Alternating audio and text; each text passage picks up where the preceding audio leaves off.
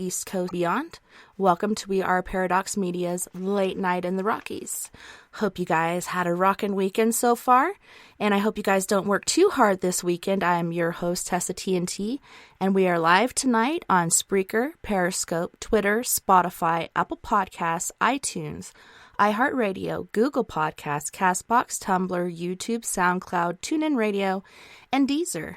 So tonight I have a treat for all my guys and gals out there. Tonight we will be talking to and getting to know Miss Amy Collins. And Amy Collins is a lifelong experiencer of multiple phenomena, including the vivid recall of a past life in the Soviet Union.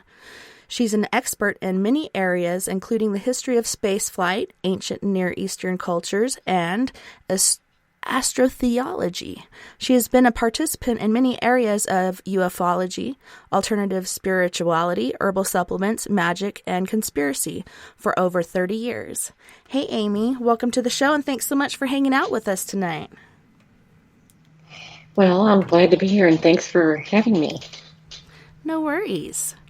So, is there anything that was left out of your bio that people should know about you and your life up to this point? Oh, other than what we're talking about with loving quadruple stuffed Oreos, no, I think we have it covered pretty well. Yes, I need to go get some. So one of the things in your bio was one of the first things I discovered about you when we met, and you were telling me about quite an intricate and in-depth memory of a past life that you had in the Soviet Union, not only who you were, but where you lived, your animals, and many experiences. Can you tell our listeners about your experience with your past life? Well, certainly it came about as a series of dreams. Well, actually it came out a little bit before that, back when I was very young, like 4 or 5, that I was having flashes of recall back then, but then I had forgotten about it, and it wasn't until about 2010 that a whole bunch of things started coming back. And that came through like a whole series of dreams that were repeating, that were going on and on and on. And I was able to use the information I got in the dreams and actually correlate it to some even real world events and times, and and sort it all out and figure out exactly who I was. I was able to find pictures of myself, where I lived, what I did, and so on, all down the line. And it was very, very detailed how it ends up. And so I never used any hypnotic regression. It was just all straight from dreams and from memory, waking flashes, of the visual overlay field, if you will. And so it began, that whole lifetime was immediately just before this lifetime. It began in 1937, and it ended on November 11th, 1970. And I was actually born into that wartime, World War II, where there were Nazis actually bombing. It was Operation Silver Fox. They were bombing Murmansk, which is the Kola Peninsula, in the far north of Russia.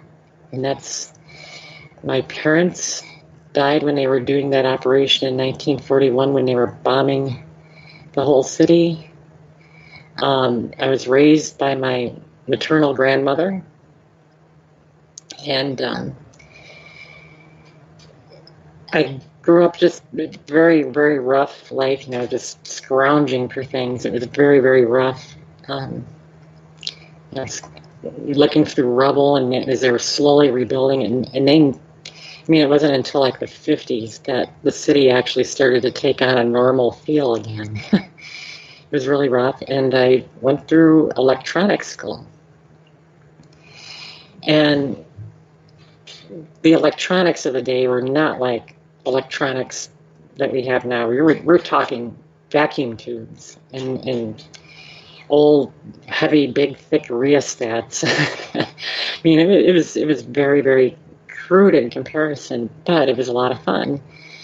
And I was always kind of interested in spacey things or, tech things even then. So it's just a part of my personality to try to learn a little bit more than what we knew the day before, and in science and engineering. It was also pushed by the Soviet culture. It was just very, they loved building things and tinkering things and just moving science forward. It was a very science oriented culture, and that's one thing that people don't realize about the good old Soviet Union, is that they actually really pushed science as just like a means of thinking about everything. Of course, there were their own little distortions, I guess, if you want to get into that, but I mean, it was a very scientific culture. Anyhow, after growing up in that area, I wanted to get the heck out of there. Just the memories, the city. I wanted to experience something new. So it was about 1959 or so that I got on a bus, just nothing more than a suitcase with some clothes, and I wanted to head to another city on the peninsula, just to have a different change of venue, because I just couldn't take it there anymore. And I ended up landing in a town, Manchegorsk was the name of it. And I went to their little employment bureau and everything, and told them that I had a certificate and as an electronics technician, and they say, well, we can see what we can do, so on and so forth, and we don't really have anything right now, and all we really have is some job that's in some gypsum mine, working on equipment and such. And I'm like, that doesn't really sound that challenging. I want to do something a little better than that. So I should I take it? No, I should just kind of gamble and wait out for something better. So I come back the next day, same thing. We don't really have anything, but come back tomorrow. We'll see if we have anything new then. And I came back on the third day, and they said, oh, there's somebody that wants to meet with you. And he was this old guy, he has, the big thick glasses and bald, and he looks like he was probably a KGB agent or something. He has a big thick file. It's, probably about an inch thick with all my records in it. And he says, well, we actually have a project in mind for you. And I'm like, oh, really? But in order to do this, it's you'll have to go to this city. And it was another city called Kirovsk, it's way off to the south of there. And so I continued on with my bus ride to meet with somebody, and that he gave me a contact with it there. And then I went, it's like a Simon Says game. Oh, go to here, and then go to here, and talk to this person. And it was just down like a whole link of people before I finally got there and found out that I was going to be working on some of the Soviets' first drone project. And what it actually looked like was actually a saucer. It was really neat looking. I mean, it had and it was actually using the Biefeld-Brown principle, some kind of electrostatic principle to fly. And what I particularly did with that project was work on the radio controls for it. And it wasn't a spaceship. It didn't go high up in the atmosphere. It didn't go up to 70,000 feet or anything even that high. I mean, I never saw it more than maybe 20,000 feet from the ground, if that. That would be pushing it. And it was actually able to fly. And I was just amazed that we didn't really use this technology here, but they were actually working on a little project like that. And I mean, when you saw the lab for this place where they were developing it, it was really, really kind of neat, because you saw these gigantic capacitors, because that's part of the whole principle, how it works. And they were bigger than car batteries. You can imagine what kind of charge is going to be in those. And then there was all kinds of equipment all around that looked like almost like Frankenstein's lab, where you have got those big insulators and everything else, and you're working with all this really high voltage equipment. And I wasn't even really supposed to know how it flew or how it worked, because I went over and was kind of looking at it more closely and put my hand on it, and they were going, don't look at this get out of here, And they didn't really like that. And I was just supposed to work with the remote controls, that were actually the radio controls for this automated drone. That's all I was supposed to know. I wasn't supposed to know, there's just power levels and several different little systems that, go up and go down and fire this and fire that, but I wasn't supposed to know really how it worked. And so to this day, I'm not really sure what they were using. I mean, it could almost have been some other plasma that they were working with. Like, have you ever heard of the Nazi bell? With that serum 565 or whatever it was. That like Joseph Farrell talks about, Joseph P. Farrell. But it's similar to that. But there could have been something like that in there. I don't know, because I never got a real chance to investigate it. But anyway, I worked on that project. It was right around 1961, 1962. They were flying it, and what they would do is they would only fly it at one air base one time, and then they would totally move the project to another little air base, because they had like a dozen little air bases all on the southern Kola Peninsula. It is really, really fascinating to see that thing fly and zoom around, and it was breathtaking. Because even today it would be kind of breathtaking to see something powered like that, right, and still working. Anyhow, what happened was one time it got over me. I was actually able to observe one of the flights. I don't know why they let me observe it that particular time, but I was out and it went over my head. It was maybe 70, 80 feet over my head.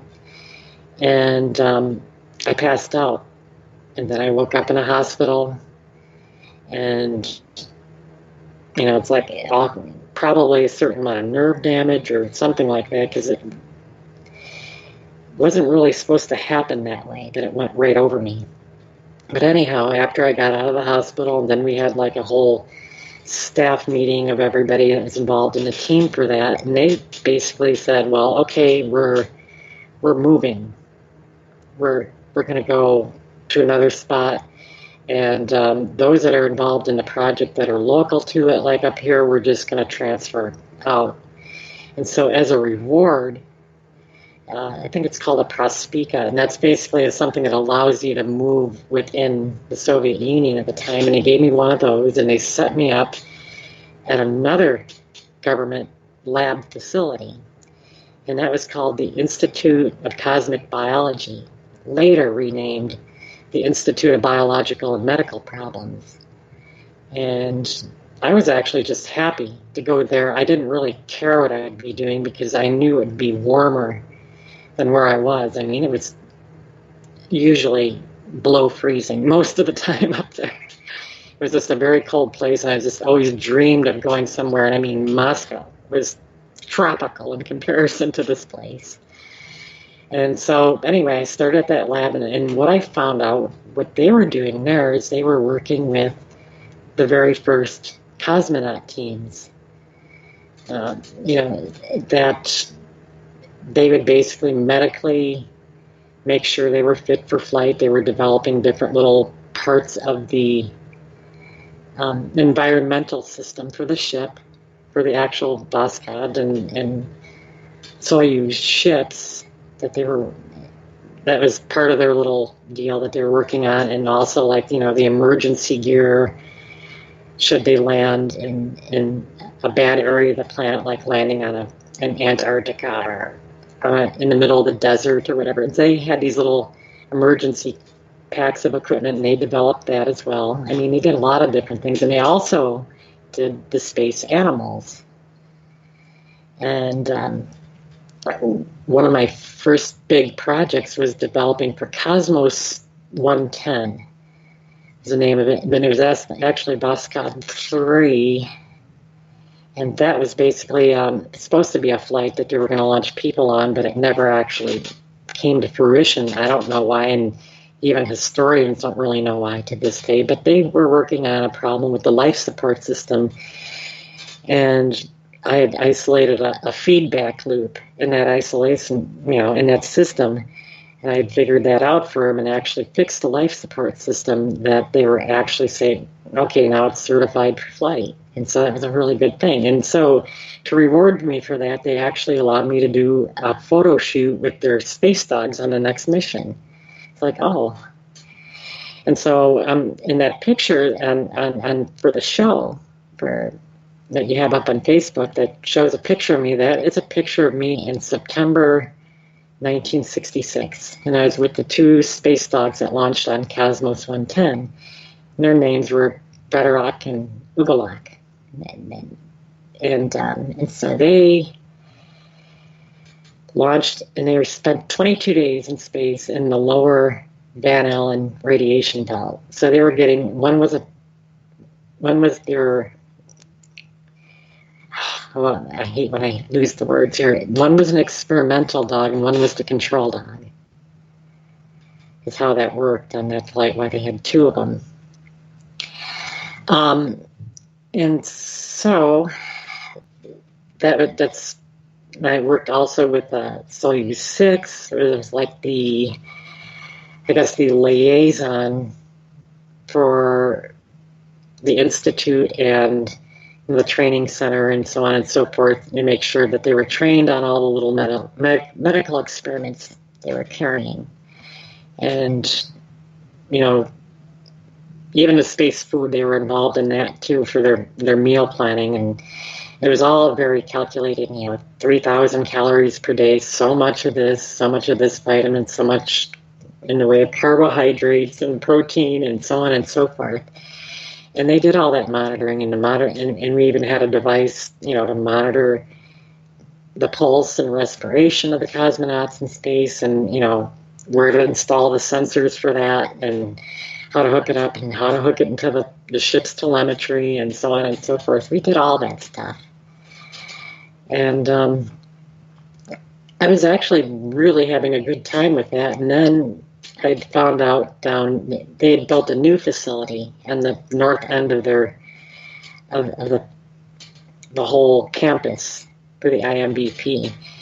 And it was actually an underground tunnel that went up to the Soviet main military intelligence, abbreviated GRU these days. So they were really over the back fence of the campus for the IMBP. And I thought that was kind of weird, but, there were a lot of government agencies in Moscow at the time. And it was really, really kind of unique that in that same location they were doing some kind of experiment that involved advanced physics, that involved using these chambers that were the bochkas. That's the term they were using at the time. But they were actually looking at sending a human crew to Mars. And they needed it's a heavy launch spacecraft or something like that. It had a long name and abbreviations for that. It's something, I forgot what that is, right at the top, off the top of my head right now. But they had a crew in there, and they simulated a flight to Mars that would last a little over a year. So basically they were completely isolated, and they were looking at, growing a little garden and, a whole closed loop life support system. And that was something they did in about 1967 or 68. And then after that project was up, they were doing something else with advanced physics. And this is where it got weird, and they were telling me that they were actually going to build an actual ship from it. So I got a little bit curious. And one of the oddball little projects I had gotten, this will have relevance in a few minutes, but is that I actually installed the security system for that lab. The actual wiring, making sure everything was being monitored, and even a little bit very early black and white closed circuit cameras. I was doing that. But anyway, I was curious about it because they were saying, oh no, this is going to be a real ship that we're building here that's going to fly. And of course, I really didn't have anything to do with that project. It was something that was going on with the GRU that they were interested in doing. And So what I did is I actually forged my own little key into the place, that particular lab that I didn't normally have access to. And I snuck in there on a Saturday and turned off, the security devices. I even remember the little wooden closet where they actually had the toggle switches for all that, and I actually turned that off. And I wanted to go over and see what they were doing. They were saying this was going to be something that was going to be going to other planets and everything else, and they just piqued my curiosity so much that I figured I'll just go check it out. Of course, as soon as I got near the little area that they were working on their little project, a bunch of people come running through this tunnel from the GRU, and I mean, it was just a big old thing like, we've caught you. We got you. So like, oh shit, Mike. I hope that doesn't, you can bleep that out. Oh, you're free to say whatever here. Anyway, I thought, okay, my life's over now. I'm in deep trouble. And basically they played good cop and bad cop, and they had one person from the GRU interrogating me. They had one person from the IMBP who was my boss named Oleg Gazanka, and he basically said, well, we can see what we can do about getting this off your record, but in order to do that, well, we might take this off your record if you do this experiment for us that we want done. And it's like, okay, name it. What is it you want me to do so I can hopefully get cleared of this little infraction? And it was breathing this gas. We go into a little lab room and basically sit there in a little chair breathing gas that was like with a little, like one of those high altitude masks. And breathe that for like 10-15 minutes and then just go about your normal day's work. And they didn't tell me what was in that gas. As it turns out, I think it was probably something, might even been mildly radioactive or whatever, because as it turns out, after that, I developed like a leukemia after that, and they just kept on still doing their experiments, still applying the gas. Oh, and then they actually say, oh, the gas will make you better. And just keep on doing this. And so I ended up getting like a weird form of leukemia right around September 1970. It was right when I noticed I was having some pretty bad symptoms at that point. And a few people even remember one day in the lab where I actually just went over. I was standing by one of those metal tables and just walking past it and just went bam right to the ground, like I just passed out. And by November I was actually dead, and I do remember that somebody actually took me out for like a mercy killing and actually shoved my head underwater in some kind of swimming pool at that point. So that's where I died. And then I get into the interlife after that. And after I died, because it was a cold November day, because I remember the snow and everything else that was coming down. And I don't know how I knew this, but I wanted to get the heck out of there, out of that society, off the planet. I didn't want anything more to do with this place. I just thought it was just so wicked all around that I wanted to just leave and just get out of here. And I was kind of more or less an atheist, but I knew there was probably something more. And there's a little side story I'll tell about right here, right at this point, is that when I was dying, one of the things that I didn't want to forget, I was determined not to forget, was my friends and my life there, and most of all, I didn't want to forget the music. Well, what does this have to do with anything? There was a little side project. Most people had black market jobs in the Soviet Union, something they would do an hour or two at night that brought in a little extra cash because, living on 176 rubles a month, it didn't go very far.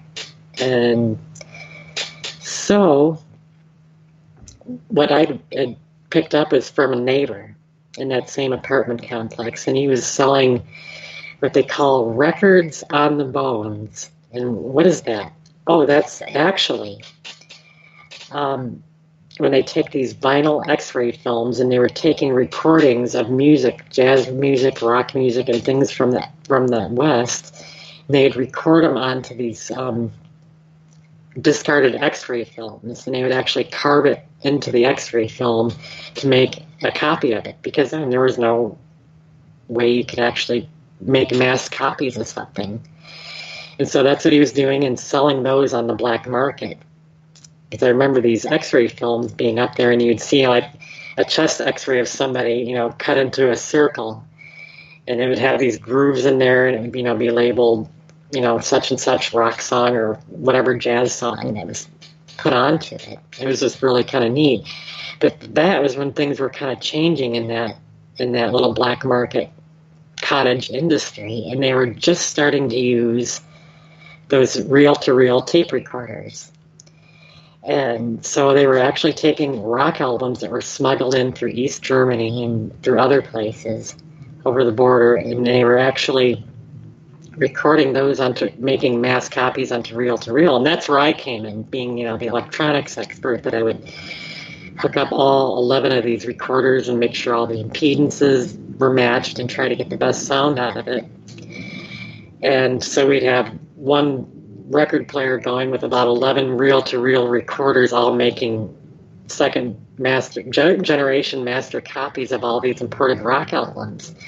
And they were all things like the Beatles, the Monkees, the Hollies, just a whole bunch that you can name from that time. And actually, I wasn't paid for that. Another thing where I kind of got the short end of the stick, so to speak. But what they did is they let me keep the records. and so I had a little collection of several dozen records that of course, they were not really legal to have, so you didn't leave them laying around on display in your apartment in case somebody came in or somebody was checking something out. They could report you for that. So I actually had a little stack of records I kept underneath the couch, and of course I'd play them, and I can still remember playing certain albums like Cooking Dinner, with the roommate that I had at the time. And so I just thought they were the most wonderful songs ever. And I mean, it was like nothing you'd ever heard, because you heard some of the old Soviet songs, and it was just all this, patriotic military kind of music, and it was just a totally different style that they had going on there. There were some things that were more poppy and, more silly like that, but I mean, nothing compared to rock music of the late 1960s. And so it struck me, and I was going, I don't want to forget this. I mean, this is, if I end up in another life, I don't want to forget these songs. I don't want to forget the friends I had here, my roommate, and the life that I had here. And, even seeing some of the things I saw at the space program, I don't want to forget this stuff. And that's what I was angry about. I didn't want to forget. So when I went over and I died, I went, I saw that whole light thing and everything else. I didn't go into it, though. I just think, oh, hell no. I'm not going to. I felt something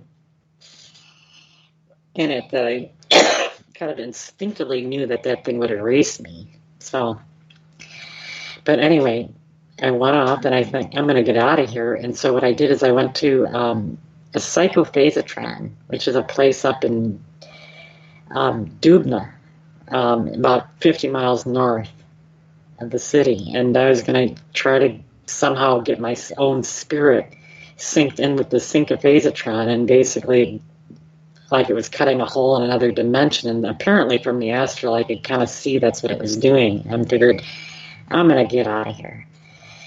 And I met up right at the wrong time with something to me that in the astral where I was at the time, and that looked like a reptilian, a really nasty little reptilian. And I was going, okay, they're going to prevent me from getting out.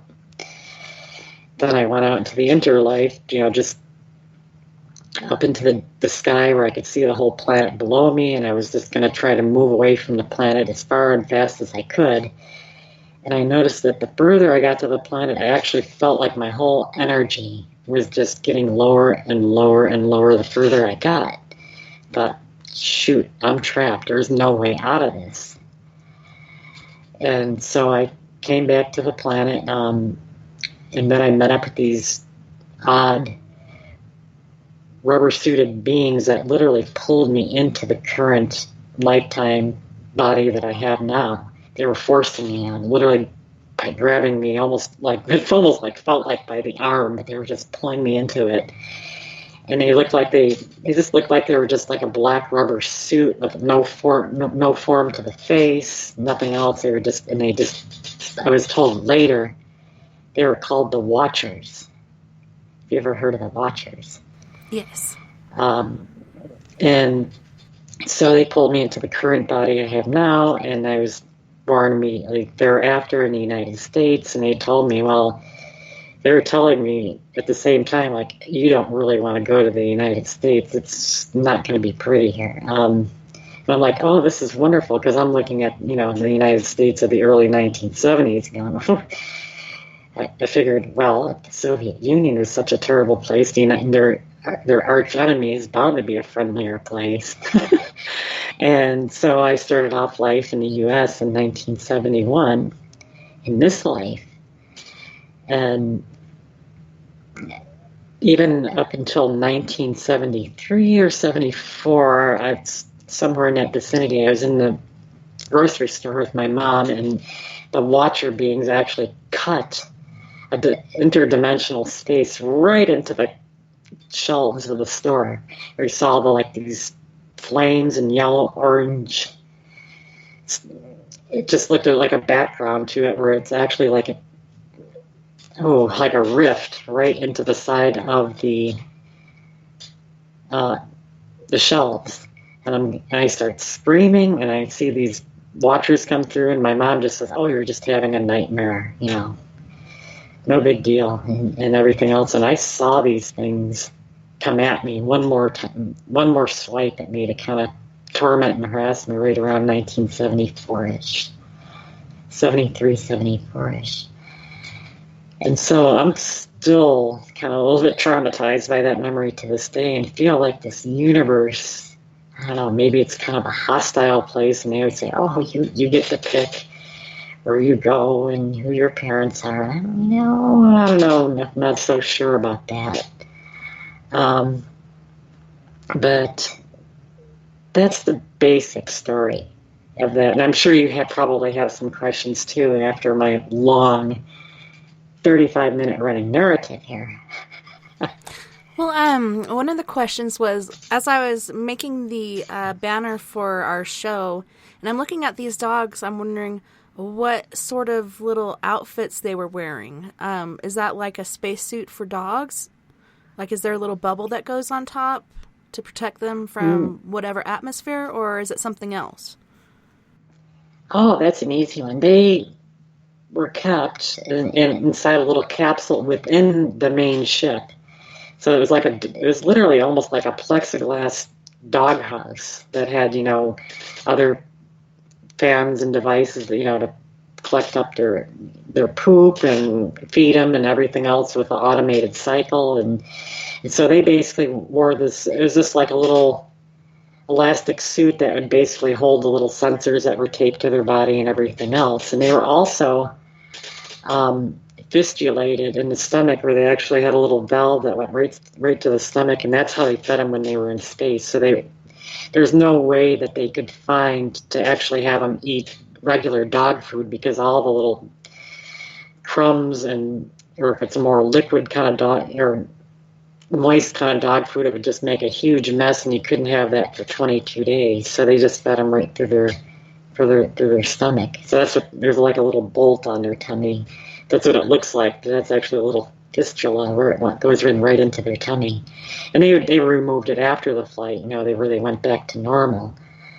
But during the 22-day flight, that's how they did that. And so there wasn't really a bubble as such. It was just like a plexiglass doghouse with all the little technological features, two of them that were mounted individually inside the ship, which is actually like a 7-foot wide diameter sphere that was, already self-contained with its own atmosphere. That's interesting. And a lot of people, especially over here on Periscope, they don't believe in past lives. They believe you die and you go to heaven or hell. But I've heard so many different people talking about their past lives, including, my 1-year-old. And, I know it's hard for them to believe such things because they've never experienced it. But for someone who has experienced it, it's hard to deny such things. There's not just that one I remember. There's others. I've known other people that have actually remembered portions of the same lifetime that I had there. And don't ask me how you go online and just are on a site talking about spirituality and other things, and you actually meet somebody that recognizes an element of your story and go, you know what, I actually remember that. So it's like we're all kind of coming together now through just the turns and twists in our life, and we actually go, oh, I was actually there, and I remember that part of what you're talking about. And so when it gets that detailed, where you actually have multiple people corroborating elements of a past life, you know that it can't be denied. And I'm not saying that some people don't go to a heaven or hell-like place. What was it? Lynn Buchanan, the remote peer, he was talking about some people recycle and come back. Some people go to a heaven-like place. Some people go into like a rest-like state, and some people kind of go to a hell-like place. And it's like there's different options. There's not just one place people go after they die. Also, it's funny when your voice comes through. It's been kind of changing, so occasionally you'll sound a little alien-esque. Alien-esque? Oh no. Yeah, it's pretty interesting. I was hoping it was going to be more stable than that, but then of course I am on a very terrible Wi-Fi connection and have other things, going on in the background that are making noise, and who knows what's going on. And that's just Skype for you. It's been trouble. It's funny also when we talk about different things, we get different things happening so far as the paranormal, past lives, and other things going on.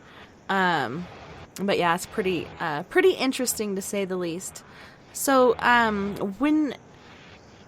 being that you do remember your death, in this life, has that given you like a phobia of the water or being near water? Do you find yourself getting anxious because you were drowned? That's actually a good one, because when my family moved out to a place where there was a river when I was 5 or 6 years old, they said, oh, you need to take swimming lessons.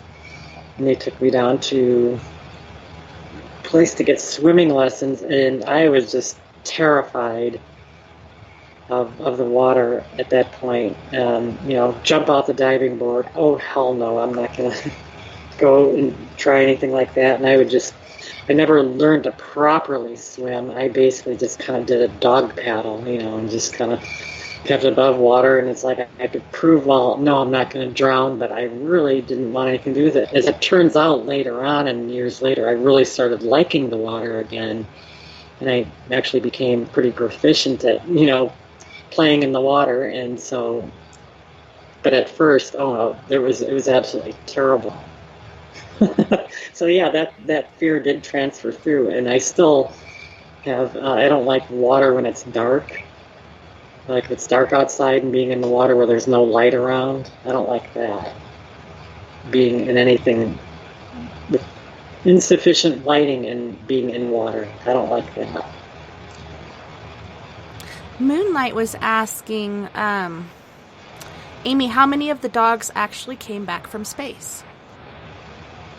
The 2 that I was involved with actually came back, and they lived out a normal life for, I think, about 5 to 7 years after even I was gone. They were still around, and they were just kind of kept. They were almost like pets at the laboratory then, like a mascots, if you will. And so they had a good life. They'd feed them sausages and everything else. And one of them actually did have some damage from the radiation. I remember his hair fell out, and it eventually kind of grew back, and some of his teeth fell out and stuff. But they'd still give him sausages, and he was just like a pet. And so those two did survive. Most of them that they launched into space that were part of an earlier part of the program that I wasn't involved with. Some of them died, some of them lived. It just depends on the individual dog. And so talk about Laika. Now, Laika was the first dog in orbit in 1958, and she ended up dying in orbit, and it was planned out before she ever left the ground, which is kind of sad, because they didn't have any way to recover her. There was no retro rocket or parachute on the ship to do that. And so even afterwards, some of the people involved in that earlier program were kind of regretful of it. Like, we didn't get nowhere near enough data to justify using her on that flight. She actually died on the third or fourth orbit about 7 hours into the mission of like a heat stroke, is what it really boils down to. The real history of Laika. But she's forever kind of immortalized now, and it's kind of a rough way to go to do that. And it wasn't even her choice. Yeah, it's very sad the different creatures and stuff that we lose in our race for space, so on and so forth. But they also used monkeys. But it's interesting that they used dogs. What type of dogs were those again that you guys had for the program? They were just, believe it or not, this is where it's kind of funny. They actually were not any specific breed.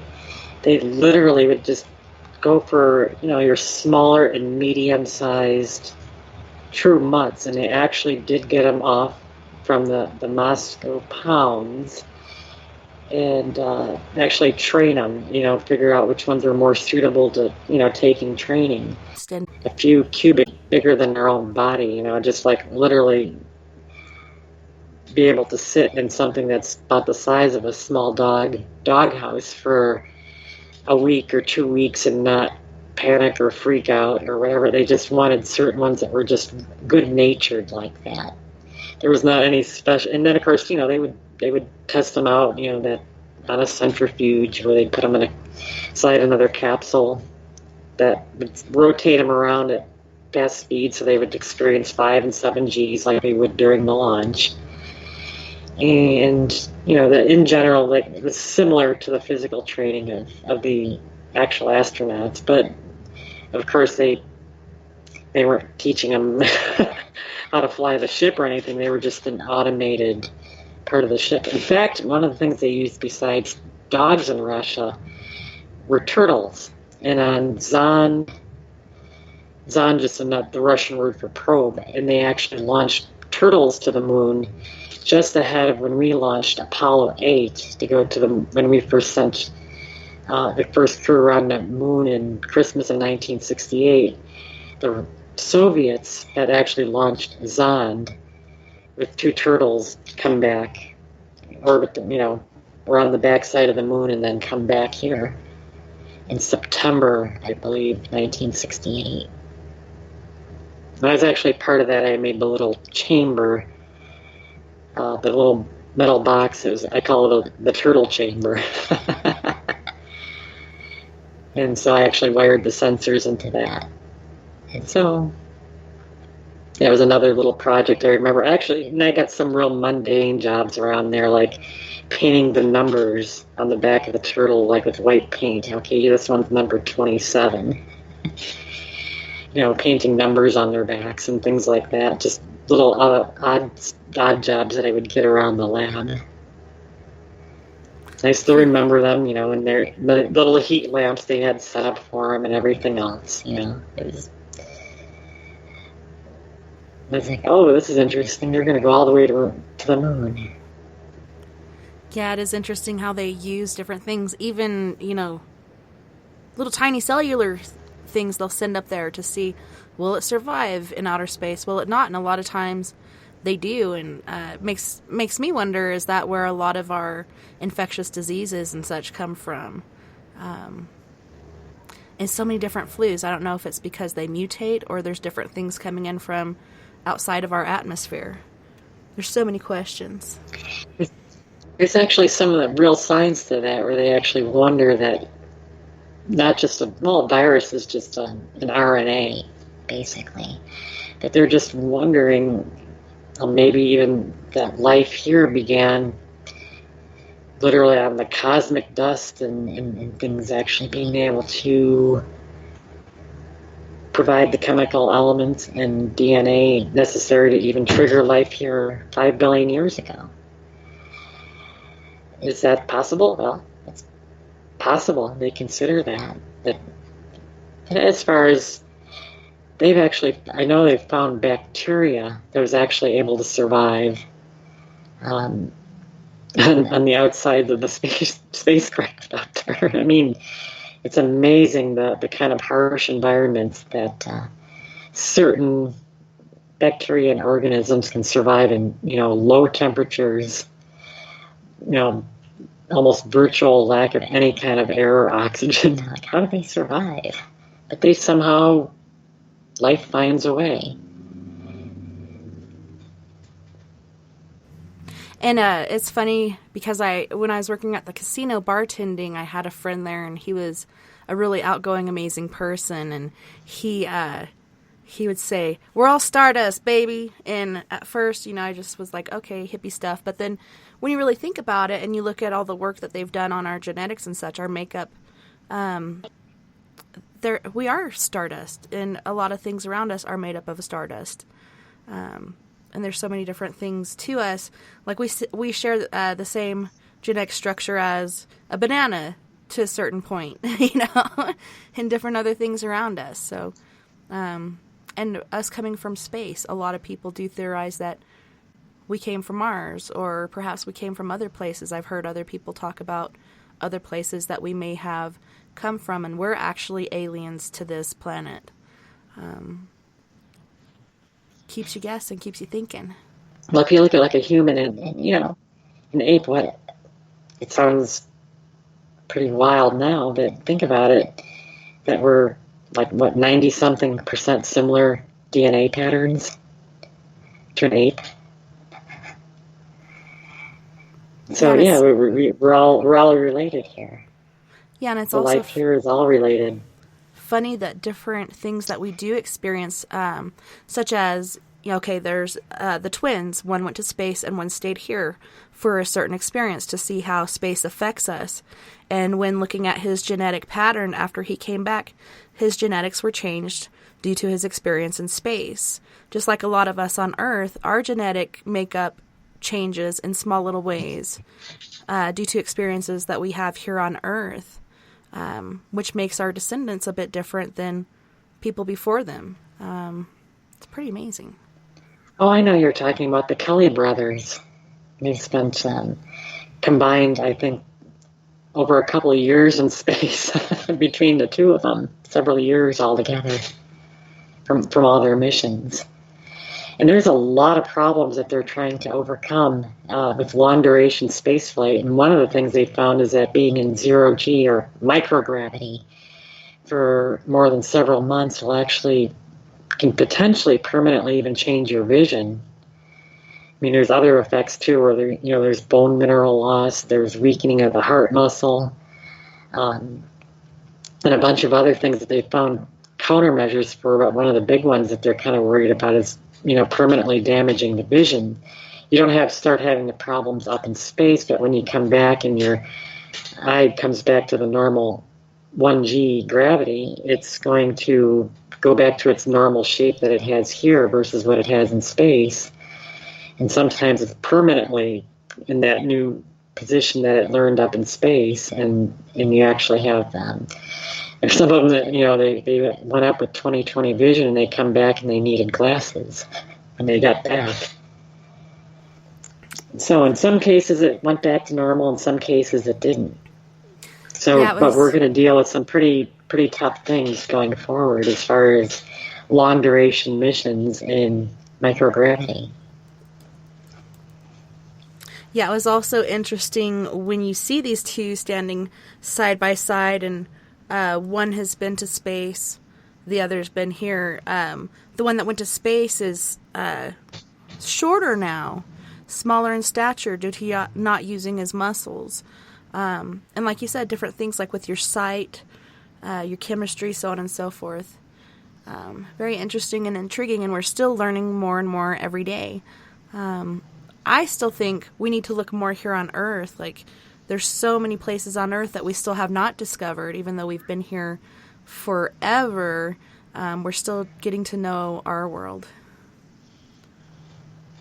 Look at Antarctica or the deep in the oceans. We barely touched some of those deep ocean trenches and ridges yet.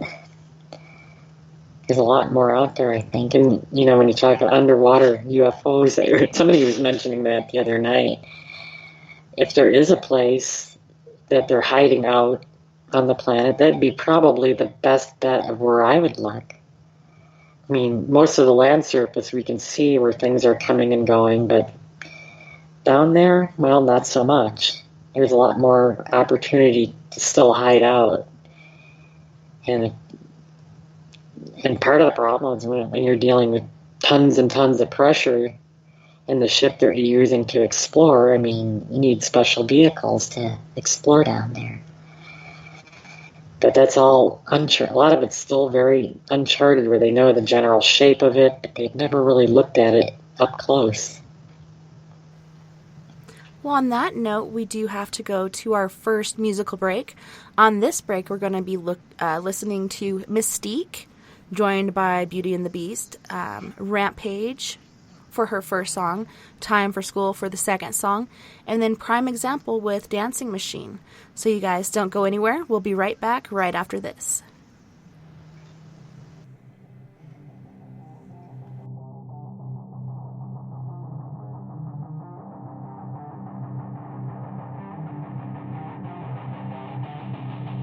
Spark so much fire, think I woke up the dragons. I'm a new beast, spitting apocalypse for a fantastic. Got the power from God, made the rest hard to breathe.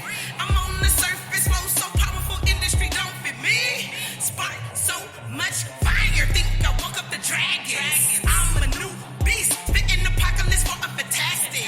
Got the power from God, made the rest hard to breathe. I'm on the surface, flow so powerful, industry don't fit me. You people fire well, I'm the kind that made you inspire. Smoke detector can't take the battery, is what I require. I am led to put me out, you need a metal lid. Stop, drop, and roll to your nearest exit. Not the one to play, will make you go back and edit. Make you jump double dutch till your leg legs. Head knobbing with the flow, man, I need a helmet. I just screwed up these verses and got them pregnant. One of a kind, and chick could step to my comparison. F the world up with this, man, I should just marry it. My words are weapons, big as tools that can't fit in your kid. They sell it fake, hoping I'd rather kill your hope like ISIS. Still killing it, infinite, check the status, I'm getting the wind. Froze the flows with multiple codes, my symbols grows, I'm cold as snow. I know the principles, and we feasting the beast with the dragon relief. When it happens, it show that I don't play though. Step into us will be so fatal. Spark so much fire, think I woke up the dragons. I'm a new beast, spitting apocalypse for a fantastic. Got the power from God, made the rest hard to breathe. I'm on the surface, flow so powerful, industry don't fit me. Spark so much fire, think I woke up the dragons. I'm a new beast, spitting apocalypse for a fantastic. Got the power from God, made the rest hard to breathe. I'm on the surface, flow so powerful, industry don't fit me. Hey, it's swag. I done got back in my bag. I done had people laugh. I done seen people pass. I spaz like spaz. The garbage man and they trash. This of course I can't crash. This a race and I'm fast. I pass the fake and put all of it last. Dragon so I clash. I hide it all in the stash. We are diamonds, they are brass.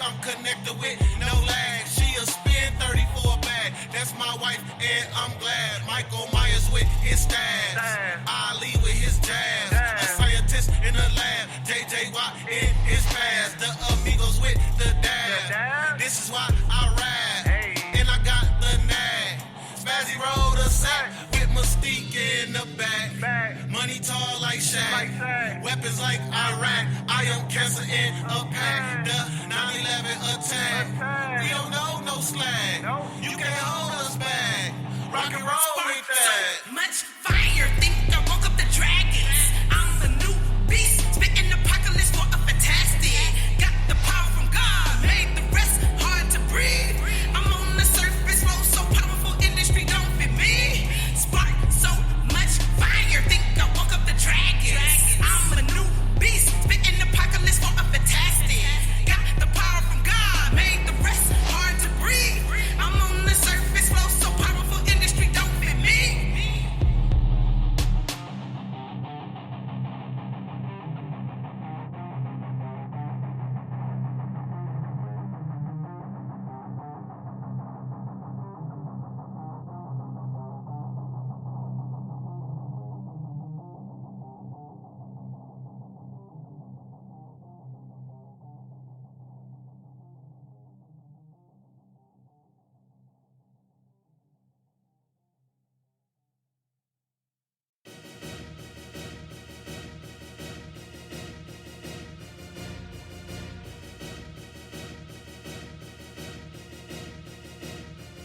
Do you believe? Are you ready?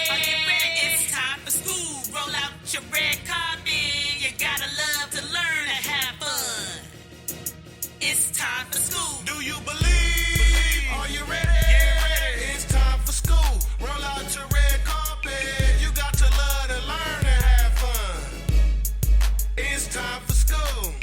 The funniest memory that I could recall is getting up to shopping my pencil as a kid, showing off my new outfit from head to toe. Yo, I love the life of 3 9-year-olds with hyper goals. My mind be blown. Don't get upset when the answer's wrong. Pray for strength and you'll survive to be strong. I am a teacher, it's how I define myself. Help me vibe so well. Don't stress, do your best and forget the rest. Mama made sure we pray to God, highly blessed, and I am honored. No weapon formed against us should prosper. Don't ever forget.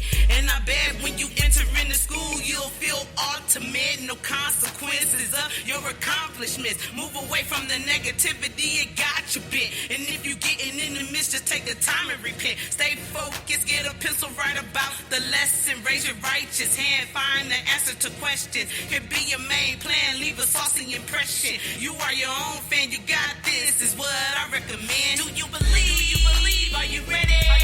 It's time for school. Roll out your red carpet. You gotta love to learn and have fun. It's time for school. Do you believe? Are you ready? It's time for school. Roll out your red carpet. You got to love to learn and have fun. It's time for school. Back then, I loved school. I was cool. I was putting in my dues. I ain't wanna be no fool.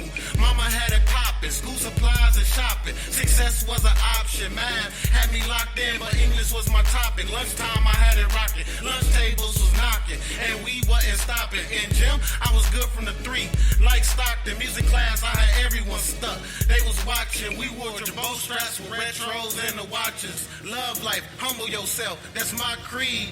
Think with your mind and heart, you will achieve. Pray on it, give it to God and proceed. Your goals, ambition, and God is all you need. Imagination and will is something we can't teach. Remember Dr. King, he had a whole dream. You can do whatever you want. I believe. Do you believe? Are you ready? It's time for school. Roll out your red carpet. You gotta love to learn and have fun. It's time for school. Do you believe? Are you ready? It's time for school. Roll out your red carpet. You got to love to learn and have fun. It's time for school. Do you believe? Are you ready? It's time for school.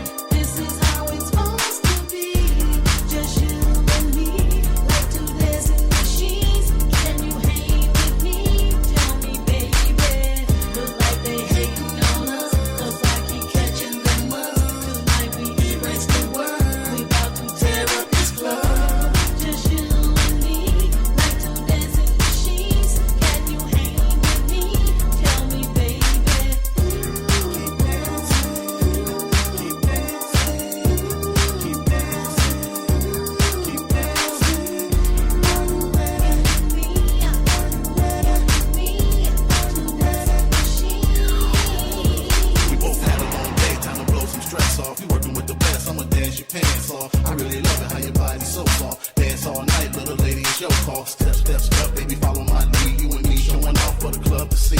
No time to get rest, we doing our thing. Cha-cha, then we dip, top it off with a spin. Glide across the floor, let's do it again. By the way, little mama, can we be friends? I can't let this night just end. I really wanna know if I can see you again.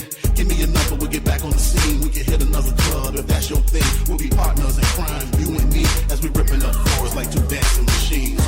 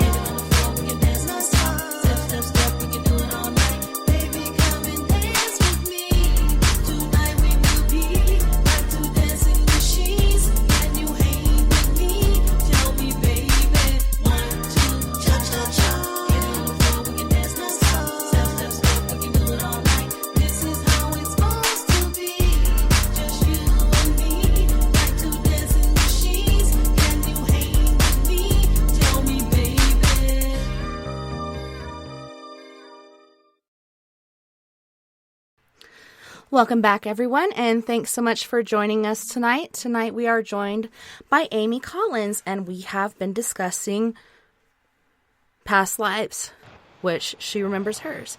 Welcome back, Amy, and thanks so much for sharing your past life experience with us and all the things that go along with that.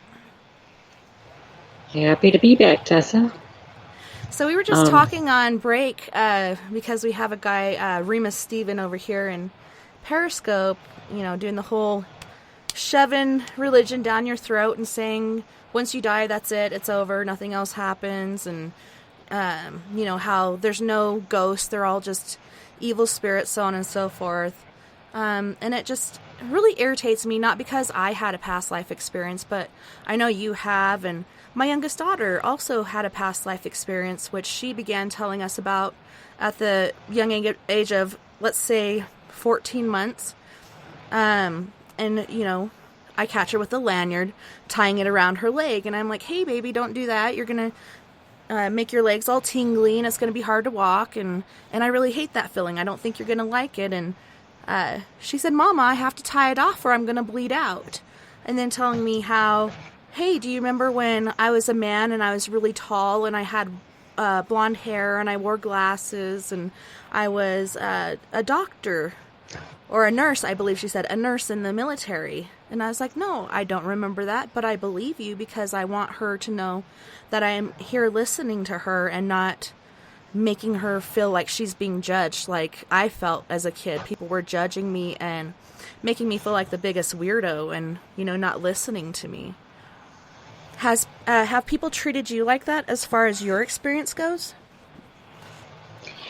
I've had some people that are very open-minded and others that, you know, are here to kind of ream us. Get it? Anyway. Okay, I shouldn't make jokes. But no, the evidence is just so insurmountable when you look at all the people that have had very vivid NDEs. They've had people that have had thousands of children that have been interviewed that had experiences like your daughter. You've had all kinds of medium contact with various relatives that actually, you know, where the evidence was just insurmountable that we do in some way and form go on.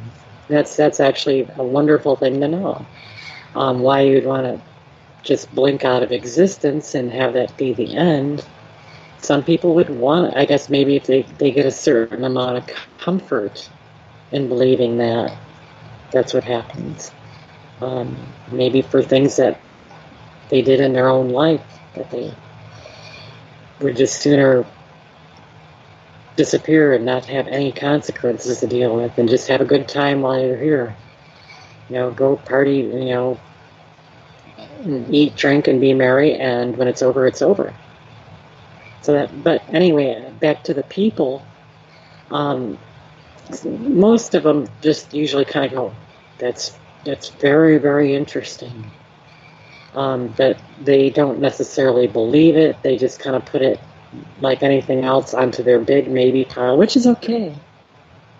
I understand why people do that. Would I believe me if I were sitting out in the audience right now? Well, I think a lot of people have had enough of their own things happen where they go, that just sounds just plausible enough that there's probably something to it.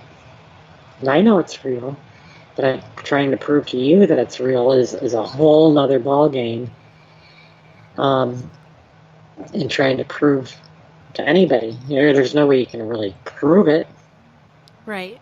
Prove. What's the standard of evidence? What's the standard of proof? Yeah, and Remus Steven over here was saying, prove it. And I said the same thing to him. You prove it, How are you supposed to prove such a thing? How can you prove what you're saying? How can we prove what we're saying?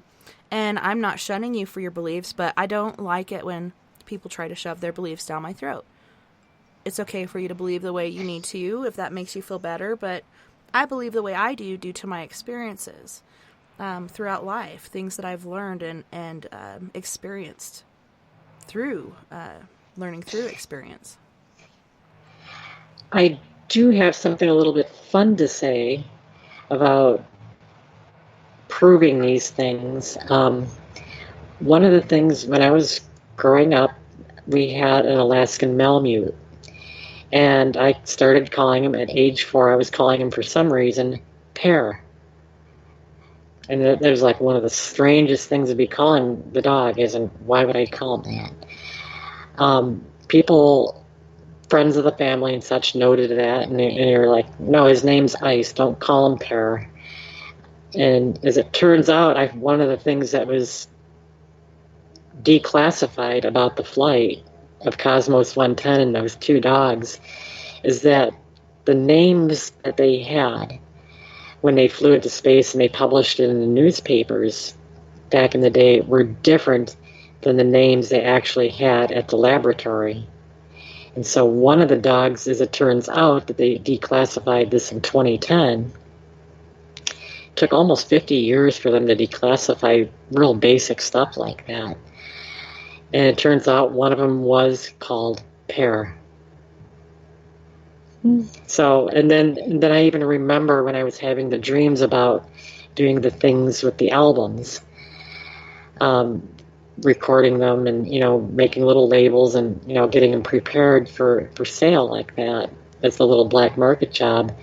Is on one of the Monkees albums, they had a song called Righting the Wrongs. And I'm thinking, because my language then was purely Russian, and so that pun didn't translate in my mind, and I was kind of confused when I had seen the title. And even back then, my English wasn't very good. I knew some, basic nouns and basic phrases, but I did not have an English framework to understand a pun from, and that was like a dead giveaway that I was actually in my own mind remembering that life experience. And so those are two very vivid things I can bring about that actually ended up being true. And even the layout of the apartment that I lived in, it was company housing, so to speak, or institute housing, so to speak. It was on the address of the place, 76 Khrushchevsky Shas. And that was an actual place that you can, look up on Google Maps to this day and actually see the buildings are all still there. And the layout was actually as I had dreamt it, where the bedroom was in relation to the bathroom and the kitchen and, the kind of table that was in the kitchen that was actually like a table that folded into the wall. And that was like a very specific thing that was in that particular apartment building, and it's still standing. it looks like it did back then when I look at it now, just, with more peeling paint. It's still there. It's still occupied by people. And it was on the second floor that it was in that building. And it's still all there. I thought it was pretty awesome that you sent these different pictures, and you're like, and here's the apartment building that I lived in. And it's funny, they do actually leave a lot of places over there untouched. They just kind of, I don't know what they're doing. Well, they kind of fix there's kind of a Russian philosophy that they don't usually bulldoze and just totally redo everything from scratch. They usually take what's already in existence, and they'll fix what's broken.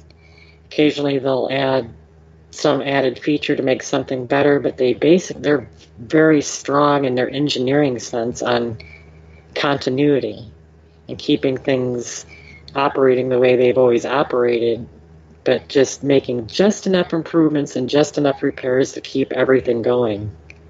That's always been kind of the philosophy, as compared to the American style of engineering, where we really get into it here and totally reinvent the wheel. Let's totally just scrap everything and start from scratch and build it this way instead. They don't do that very much there on anything, whether it be a space project or buildings or vehicles or appliances. I mean, they keep things pretty much the same.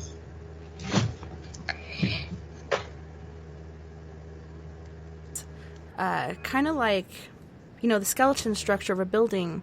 And I've seen different movies, horror movies and such, where it'll be a building like that, and they'll go in to investigate, and, whether it's in Russia with Chernobyl or whatever's going on, it's really interesting to see that they're still there, and it kind of, I don't know, keeps that part of history alive for them.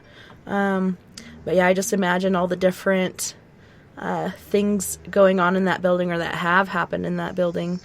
It's very cool. It also kind of keeps the ghosts alive, if I'm remembering the definition from last night's show about people that say died or lived and died in a given building, and they had like a repetitive pattern, like every day they would go out and sweep the walkway at 7 a.m. and everything like that. And like they're all like living history that never got erased because everything has kind of remained the same.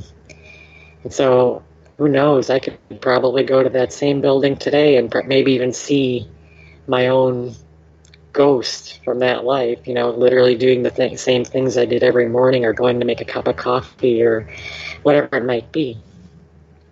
Actually, yes, I did drink coffee then. Russians are very big tea drinkers.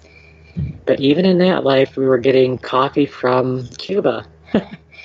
And I was very much into coffee even then. So these things that's another thing. Things from our lives in the past, they carry over the same interests, the same passions, the same things that we love, same things that we don't like. They carry over from life to life. We are still us, just a different body, different, but even that doesn't always change so much. We keep a similar kind of bone structure to a degree, and I think one of the past life investigators actually had pointed that out, that we don't really change that much. It's usually the soft tissue, meaning our cartilage and skin and, hair, eye color, things like that can change a little bit, but the basic bone structure remains somewhat similar.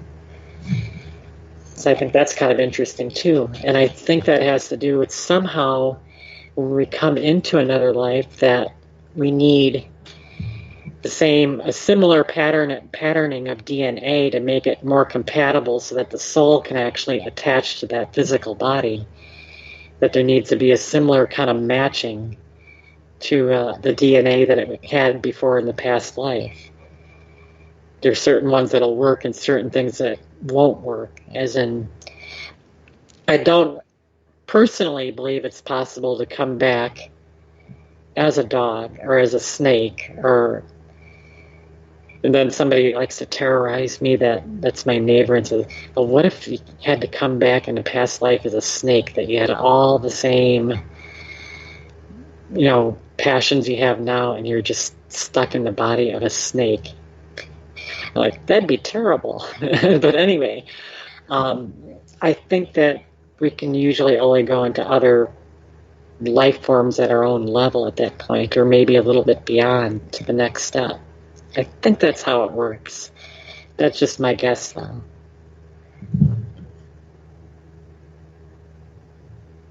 Still there? Sorry, I Yes, I muted hope my I didn't mic. lose it.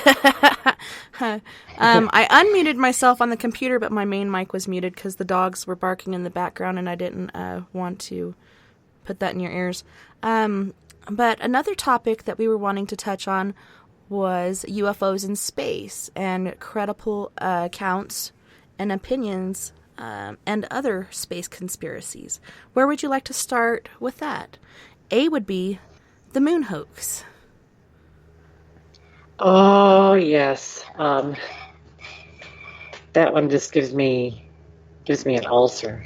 As it turns out, there were several groups in the 90s that started coming out with this idea of, oh, we didn't go to the moon or anything else. And I just knew that this was sensational journalism, that it was not meant to have anything factual behind it. I mean, they can go on about little shadows on the moon and, oh, this shadow here should actually really be more like this or whatever. And these people actually do have a basis in science for what they're doing to a degree, but just enough lack of knowledge that they can make it sound plausible to somebody who doesn't know any better, who doesn't understand optics, who doesn't understand how radio waves propagate, who doesn't understand how the structure of NASA was even formed, or what the roles of the astronauts were on the missions.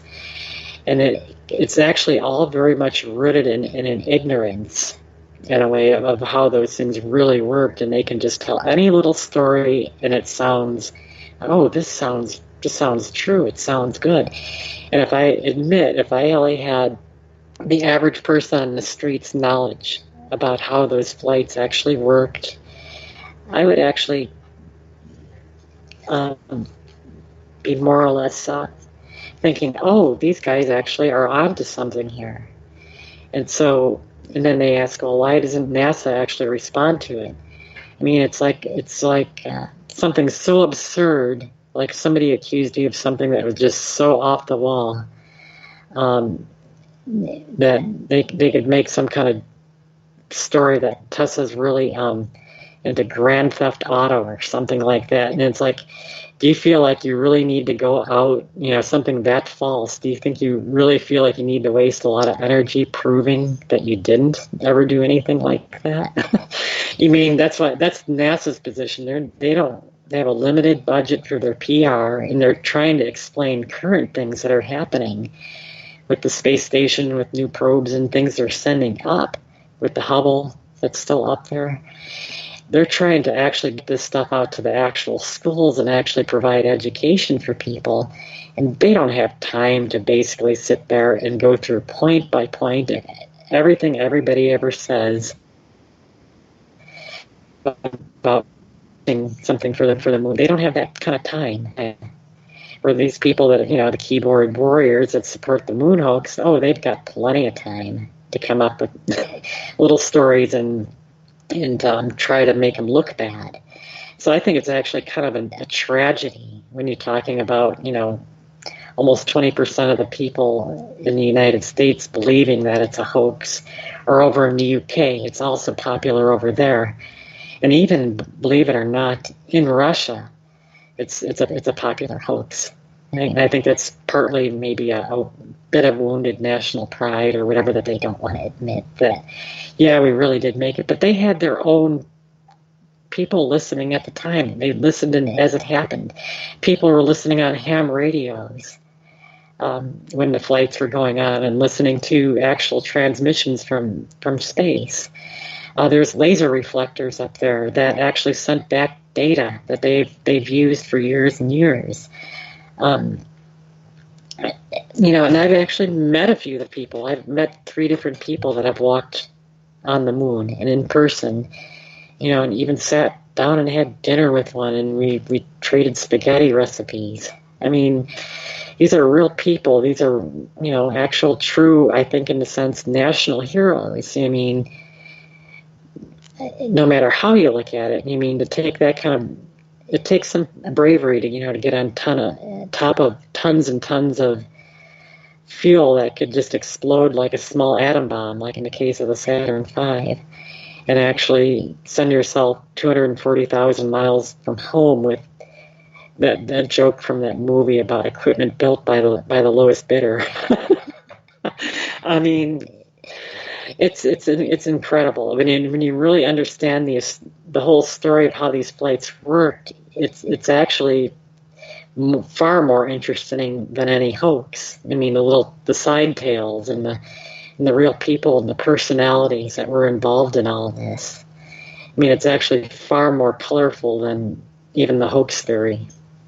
And the amount of documentation involved in all this, I mean, it would fill rooms and rooms of all the engineering that they had to do. I mean, literally a flight could just fill up an entire room full of documents. And I'm saying to have this many people, have 300,000 people working on a project and trying to keep them all in the dark about it, I think it would actually be easier just to go to the moon than to have actually tried to fake it.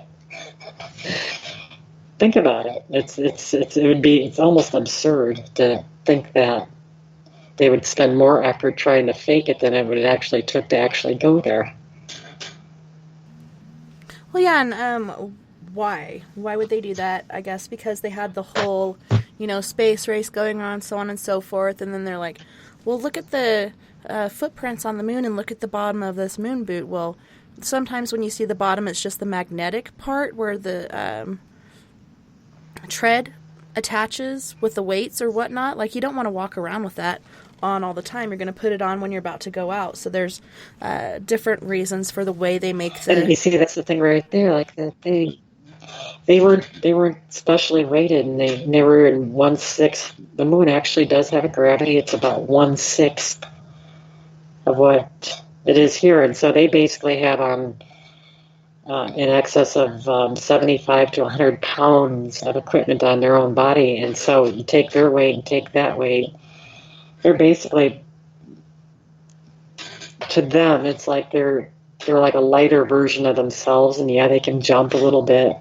They're going, oh, they would be able to jump forever. Or saying, oh, no, it's actually 1G up there. That's the big one now. Saying that the moon has Earth gravity. I mean, that's absurd because they're not dealing with the same kind of planetary body, and they've measured it. They can do all these calculations down to, fractions of the amount in comparison, and that the moon has these massicons, where you actually have a slightly greater gravity in one area, where you have like 1.016. You're dealing with just tiniest fractions of difference in the gravity. But if they can measure those things that precisely and make up detailed maps of that, why are they going to say something like, oh, it has 1 Earth gravity? It just breaks down into absurdity after a while.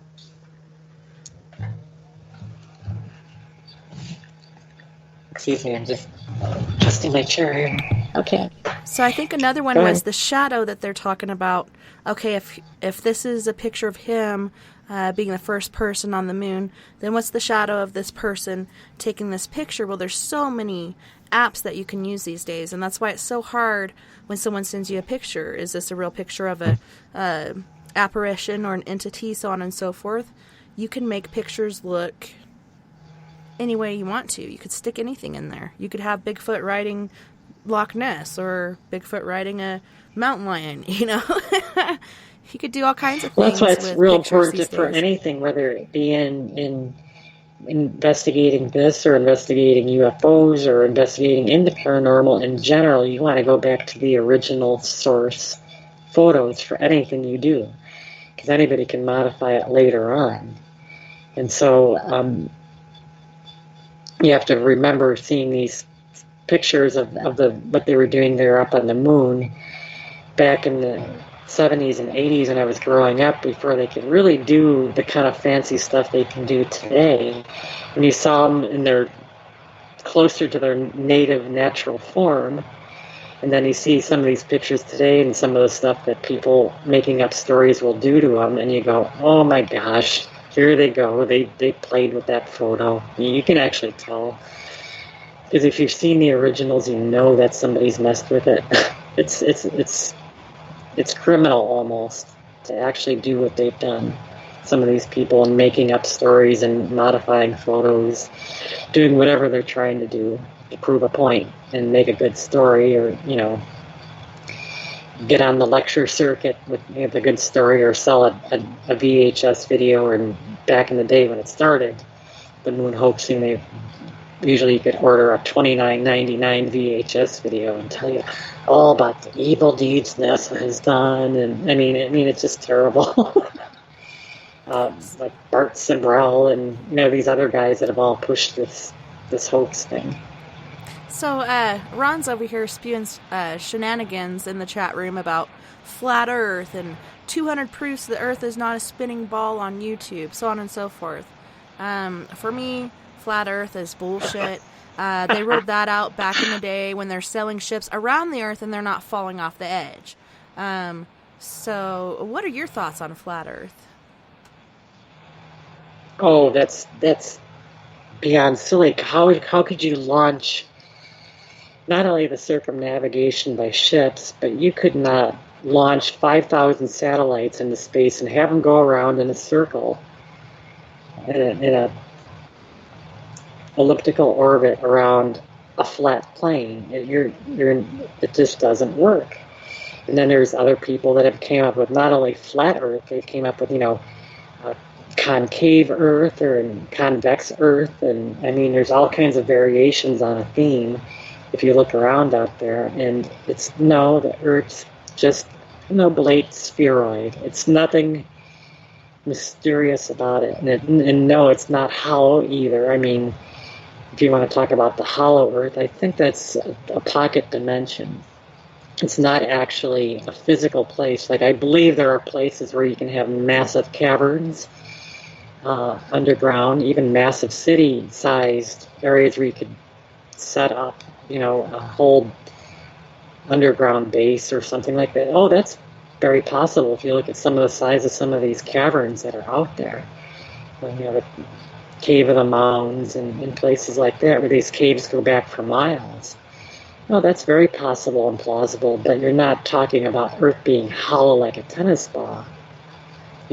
That's kind of bizarre too. And another reason that doesn't work is that each one of these bodies has a mass to it. And they've worked out all the physics about how the moon goes around the Earth, the distance it's at, its density, the amount of gravity that it has, the amount of gravity we have in our size. All these things are all worked out and well known, down to fractions of a decimal, and that our very missions out there would not work. The tides wouldn't even work properly if their theories were correct. Does that make any? If that makes any sense, hopefully that should make good sense. Right, and Jason in the chat room saying, dude, show me a picture of any other planet in our solar system that isn't round. Just look around. Right. What's out there? That's a very base thing too. We got over nearly 100 planetary bodies now that we've discovered out there, whether they be moons or planets themselves, and even though Pluto got demoted, okay. I still think in debate whether Pluto should be a planet. I think it should still be a planet, but that's just me. But yeah, they're all round. They're all within. They're not perfectly round, as in like a geometric. like we're actually flatter, we're actually wider at the equator than we are at the top, but that's only by a few miles. I mean, you're dealing with again, you're splitting decimal points, to describe the exact shape of any of these bodies in the solar system. But they're basically spheroids, and I hope nobody ever forgets it.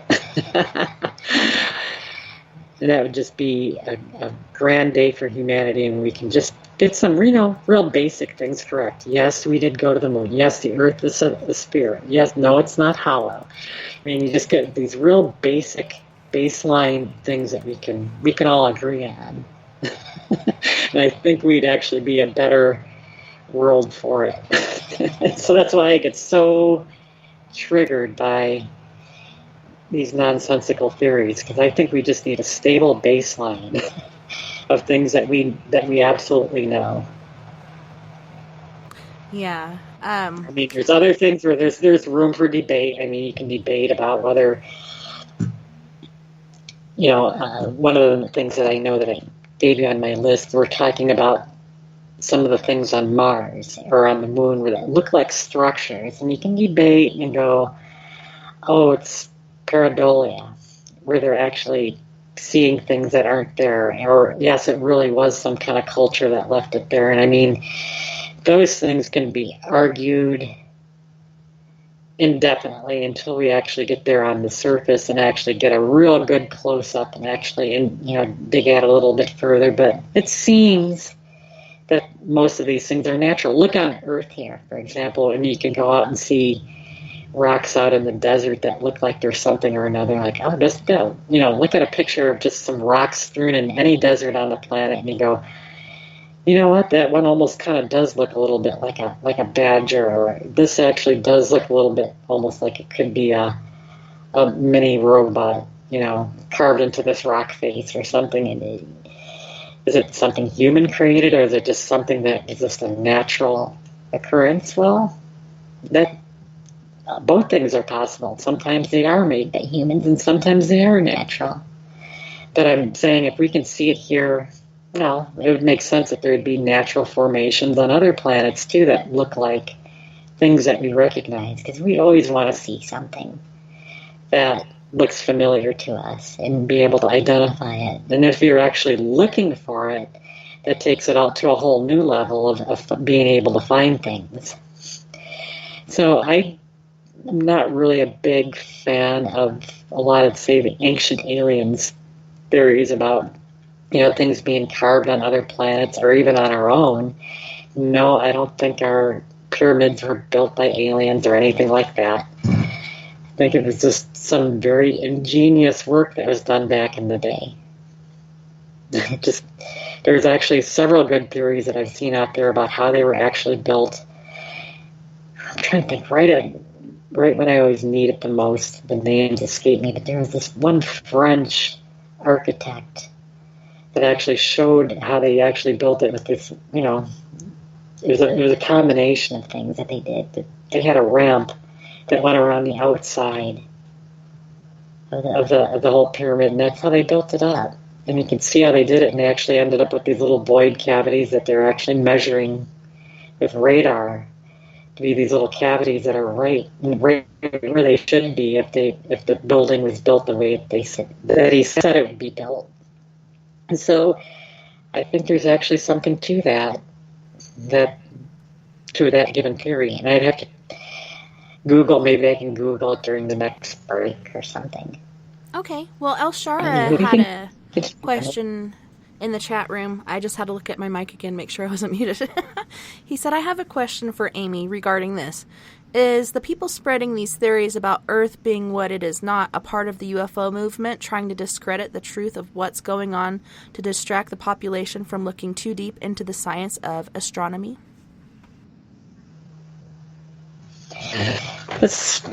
I don't think that they're necessarily part of the UFO movement, because the UFO movement has its own set of problems that they're dealing with.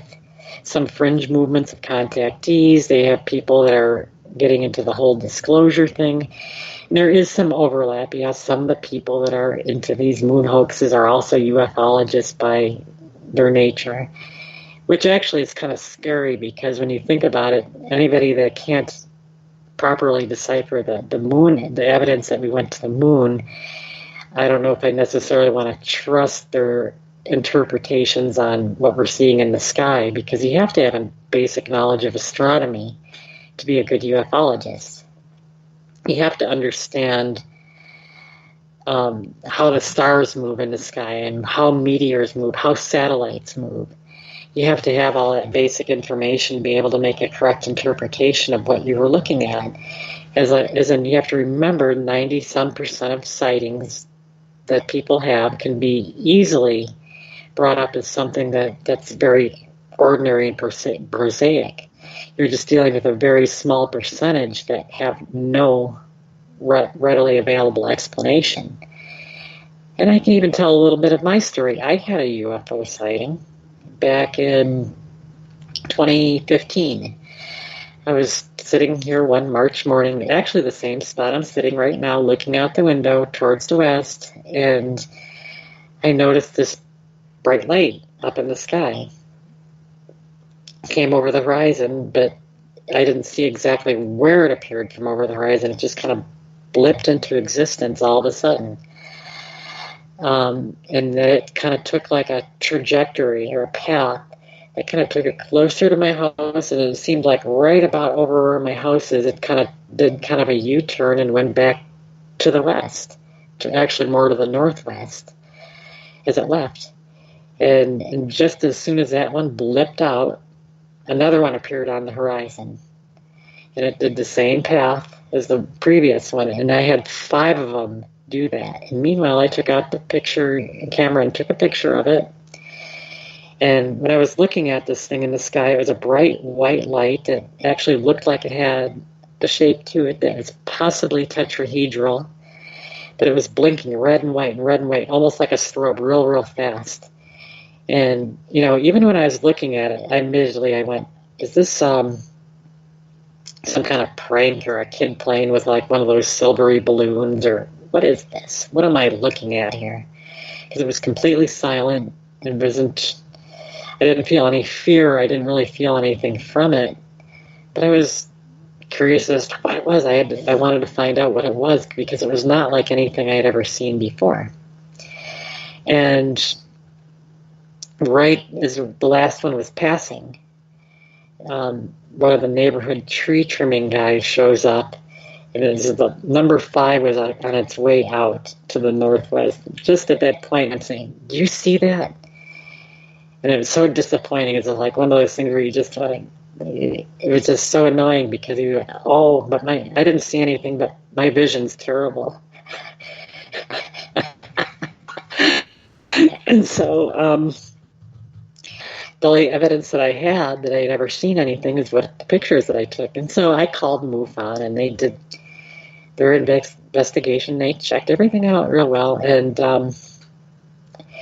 he got back to me and he said, well, the prevailing winds were actually moving the opposite direction. They were moving from the northwest to the southeast. So there's no way that it was a balloon. It was during daylight, because I'm having my morning coffee. So it's not a star. It's not a meteorite or a meteor, because they would actually take a path that's pretty much a straight path. They're not going to do a U-turn, and you're certainly not going to have 5 of them doing that. It wasn't a satellite, because satellites go from one part of the horizon to another, so it wasn't that. It wasn't an airplane. They checked with FlightAware. That's the name of a program they use to actually check. You can check back even historically if you have an account with them. They can tell you what planes with transponders were within miles of you at any given time of day and what was flying around. And they said, oh, the only thing close at that time was a helicopter that was about to the south. And I said, yeah, I heard that too. I had heard it making its noise off to the south, but I wasn't really paying much attention to it.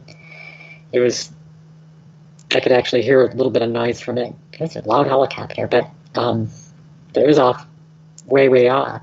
And there were no other flights around, and so that ruled out everything.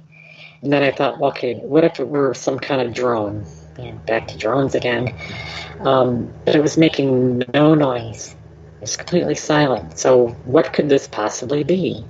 It has to be something. And the only thing I can come up with is that, yes, it is something unidentified. And I would think, okay, I'll give it benefit of the doubt. It could be something extraterrestrial. It could also be some high-tech government experiment that we don't know about. But there's no military bases near right where I'm at that would be close enough to go, oh, yeah, they probably launched it from there and they recovered it over here. It just doesn't make any sense. So that's one thing that's great about any kind of experience, is that it stays with you and they can't take it away once you've known you've seen it.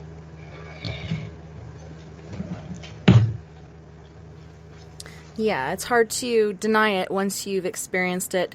And a lot of times when people say these things, I listen to other things that they say about other arenas in life, and I just chalk it up to not being educated very well due to things that they're saying in other arenas.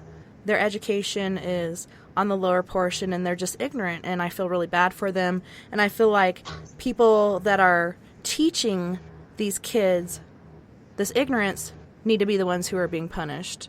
You know, I feel bad for these people that are going through this, but yeah. Go out there, educate yourself, not by YouTube, but by actual means of books that are now on the computer that you can look up. Even, use a telescope and check it out. Check out the shades on these planets. There's a globe out there. Let's say the moon. And this particular person talking about flat Earth also believes that the moon makes its own light. So there you go. I mean, poor guy just did not have a good education growing up. I feel really bad for him. Then you go from that. The first question that comes to mind when you hear something like that, like, what power is it? I mean, is there a 5,000-mile long extension cord? Some kind of alien ship that's powering it and making it into like a light bulb? Or how does that all work? I'm sorry, I just have to laugh at some of this stuff because it's painful, actually, in a way. And so yeah. It's kind of a false affectation when I hear about some of these things, because it's where did our school systems go wrong? Oh my God. Right.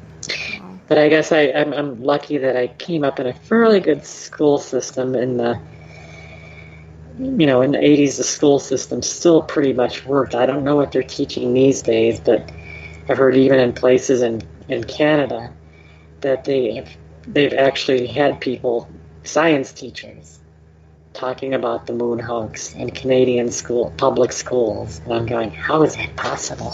That they're not just fired on the spot. Who knows? I don't get it. Firing squad. We need a firing squad. One of the next things we were going to talk about were Mars artifacts. What can you tell us about Mars artifacts? That's kind of what I was mentioning about the pareidolia, and about they've done any investigations there about if there's any kind of life there, and it doesn't seem to be anything in the physical anyway. I mean, there could be possibly a bacterial life that's still in the waters of Mars, and I mean, they're not going to be building structures. When you think about it, they're just going to be crawling around, little microbes under, in the soil like that. I mean, it's not a very exciting form of life, but I think they're getting closer to finally admitting, yeah, we've got little bugs up there, doing their things, but they're not going to be leaving artifacts. I just think that if there was something that was actually building these artifacts, they're long since gone. And I don't think there's any current civilization up there that's going to confront us. I really don't think so. That's just my guess, though. We were talking, I believe it was just last night, about Mars and how they have found certain things up there that you can only find after nuclear weapons have been used. Looking at the surface of Mars and the very large cracks, like looking like some sort of laser or nuclear explosion or something could have happened. I mean, to me, it's very interesting. I know where this comes from. There's somebody that's put out this theory. His name is John Brandenburg, and he was a Los Alamos scientist, and he was basically saying that there were trace elements. This actually does go into something that why I made the remark, whatever was there is long gone now. There's a reason I say it like that. If these trace elements and they're inert gases, they're isotopes of inert gases, so you're dealing with argon, xenon, krypton, in various isotopes that are not natural, that you only find here after a nuclear weapons detonation. And that's what he was talking about with the measurements that they took of Mars' atmosphere and found those same corresponding patterns. And he's written papers on it, and he's made presentations about it. And so, yeah, there is something that if you're seeing physical evidence of cratering or cracking, that would be more consistent with a nuclear weapons detonation. That's even more evidence, and I hope he knows about that. if people are actually finding even more little tidbits in the actual photographic evidence. And so that's where that comes from. And what was the next one you had?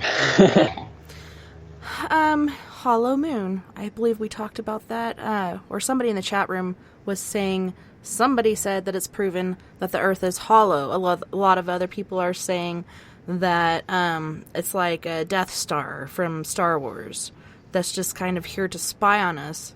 I mean, if it weren't for the moon, all our stuff would be whack. Our oceans and tides, so on and so forth. Like, you have to have the moon for the Earth to do what it does. What are your thoughts on the hollow moon? Life here on this planet wouldn't have evolved the way that it did without the moon. It's actually a necessary component, that it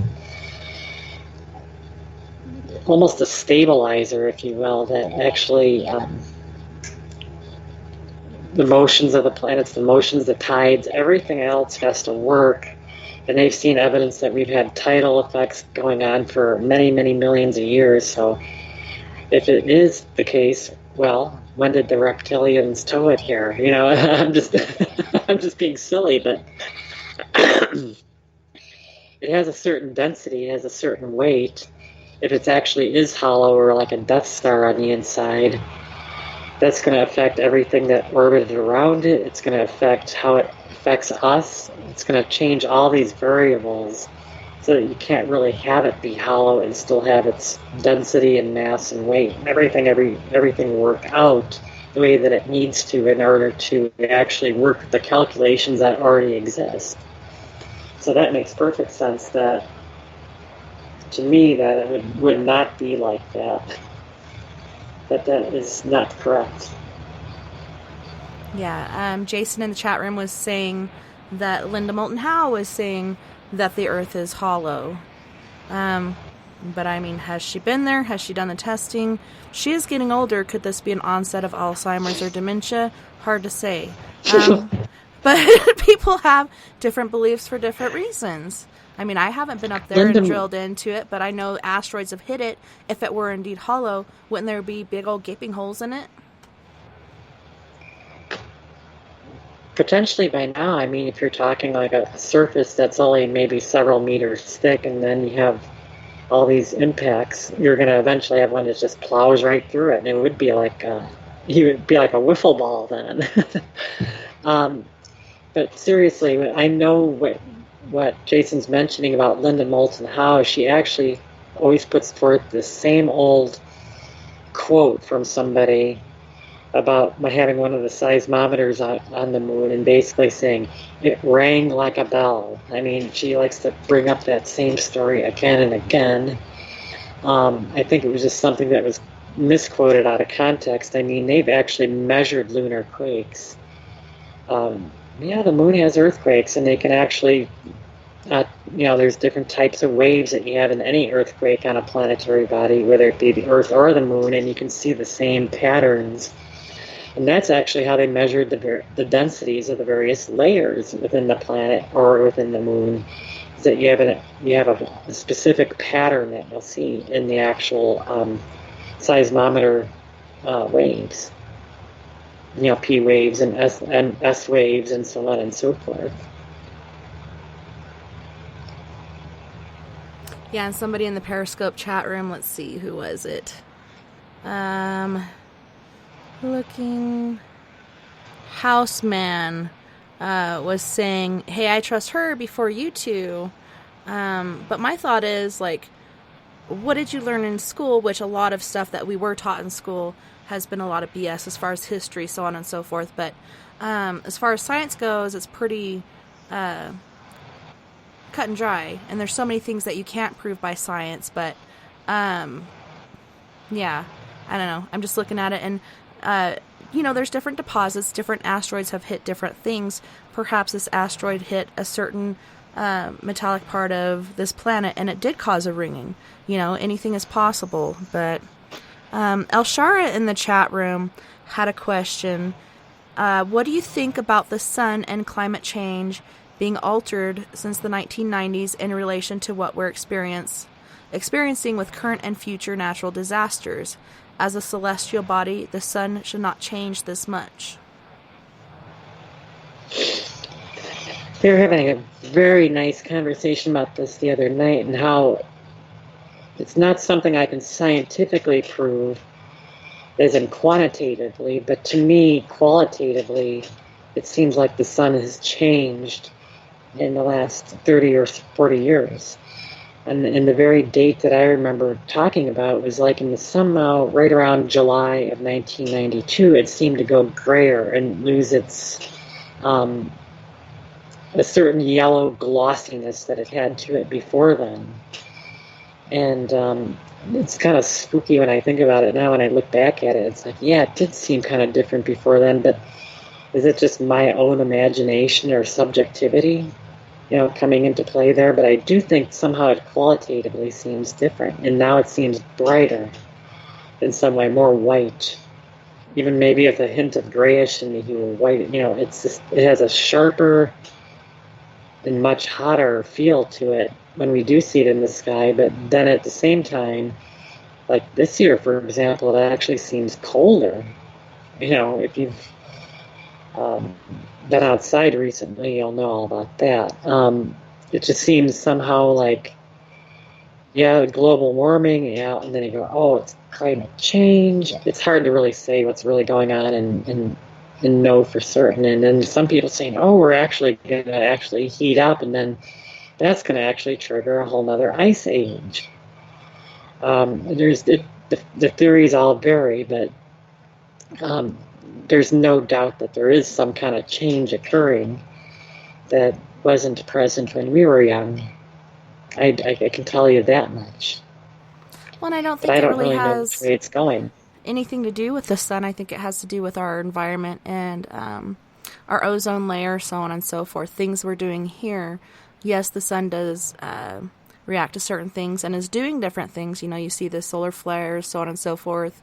But I don't think it really has to do with global warming or whatever's going on in our environment. I think that has a lot to do with, volcanoes, humans, so on and so forth. Our ozone layer being depleted. I mean, colleges are actually out there creating different mixtures to put up there near our ozone layer to replenish it. But if you put too much, it could cause so many terrible natural disasters. If you put too little, it's really not going to do anything at all to help. So where exactly do you go with that? On that note, I didn't even realize we're past our... You're going to blow through a break. Yeah. Hopefully you didn't blow through it. Right? I can't believe it. We're at our second break already, so you guys don't go anywhere. We'll be right back after this. Here we have, looking for the band name, Prime Example, as well as Mystique. Mystique with I Want It All, and If I Slip, and Prime Example with My Inspiration. You guys don't go anywhere. We'll be right back right after this. Yeah, okay. I want it all. Even if you stepping out of bounds, keep ballin'. I want it all. Diamonds and cars, building big yachts, close up the stars, buying the bars. On it is ours. I want it all. Big or small, no more of a downfall. I want it all. I want it all. I want it all. I could sign your baseball. Money making it rain fall on a big mall. Owning the whole block, driving to the mailbox. Cruising in my yacht, I gotta get up out this box. I want it all. I always knew that I would be rich, don't doubt for a minute. Speaking to existence, hoping and feeling to give away $1 million. Just be chilling in the tallest building. Say hello to the mission and vision with me. Hello. Watch cost about 150 Rolex diamond luxury sitting next to Movado model cockpit before the arrival. Lamborghini with bass high, I can hear it all. Sit back, sun roof up, is the stars.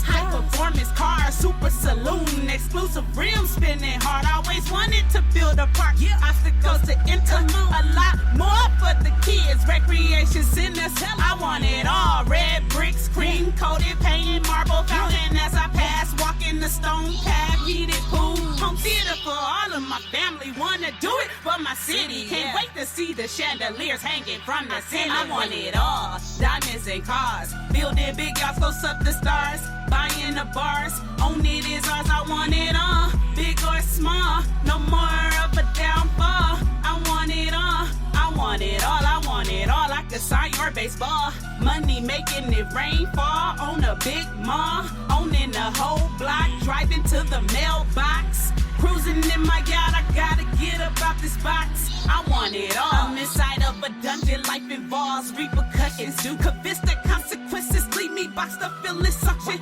How could this bad mistake have me thinking ways to escape? Catching the case, wanting it all has been replaced. Look at a cellmate face, I know they can't relate. I know trust in the soul, heck no, it's to stay safe. Up in the place where my food is cold on my plate. It ain't no breaks, it's a time to concentrate. Watching my back, got stabbed by too many snakes. Who times dragged against the bars is a rude away. Mind race, body cold, hard to embrace. The situation made me think, why did I miss the hate? And common sense of being solved in so many ways. During the problem thoughts, I forgot I want it all. Forgot I had a dream to rule it, forgot to remember that all my fans had a part that I can have it all. I want it all, staring at the walls, walking down the halls, wait for my collect. Call supposed to be at a concert hall. Instead, I want it all behind bars. Can't reach for a star. It's severe. I want it all. I want it all. I want it all. I want it all. I want it all. Diamonds and cars, building big yards, close up the stars, buying the bars. On it is ours. I want it all. Big or small, no more of a downfall. I want it all. Diamonds and cars, building big yachts, close up the stars, buying the bars. On it is ours. I want it all. Big or small, no more of a downfall. I want it all. I want it all. I want it all. I could sign your baseball. Money making it rain fall on a big mall. Owning the whole block, driving to the mailbox. Cruising in my yacht, I gotta get up out this box. I want it all. Mystique.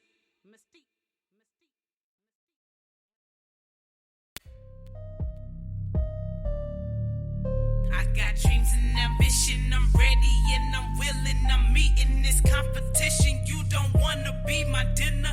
The whole shift changed when the music bang. Love the look on their face. I got dreams and ambition, I'm ready and willing, I'm meeting this competition. You don't wanna be my dinner. The whole shift changed when the music bang.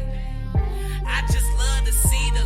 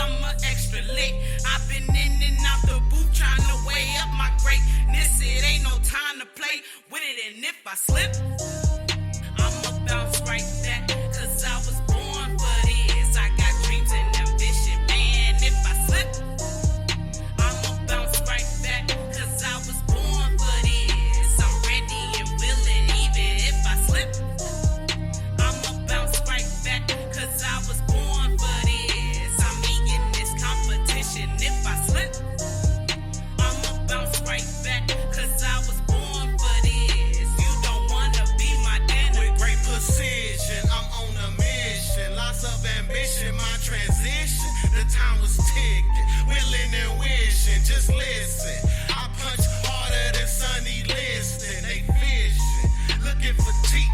It look like Lipton. They tripping. I am the king, whose competition? Collisions. Conclusion is I'm in a position, lifted, transcending beyond that comprehension. Time to hang it up, swaggerific, the lynchman. You know how this goes. Just follow the street codes. We make it look easy like we putting in cheat codes. Beauty and the beast is in beast mode. Haters on the sidelines, I tell them to keep score. I go crazy on the beat, tell Spaz to keep it low. You know Mystique, close with a toaster, you won't toast. And if I slip, I'ma bounce right back, cause I was born for this. I got dreams and ambition, man. If I slip, I'ma bounce right back, cause I was born for this. I'm ready and willing, even if I slip, I'ma bounce right back, cause I was born for this. I'm eating this competition. If I slip, I'ma bounce right back, cause I was born for this. You don't wanna be my dinner.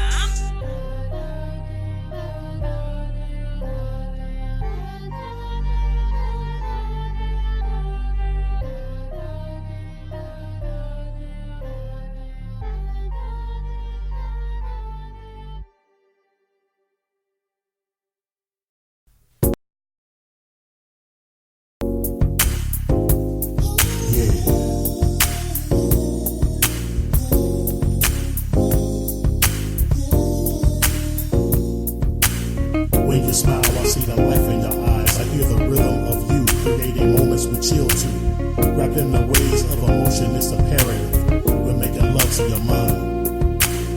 It's like the feel of your thighs on my back when I'm deep in consummation with you in the room. It's not the scent of your breath in my face when we touch and share the rhythm of a loving embrace. Yeah. It's your smile that lets me know I'm on point, that I have written the word in this joint, and it's you. Pretty brown eyes and confidence, you're my ministry, and girl, I'm feeling it.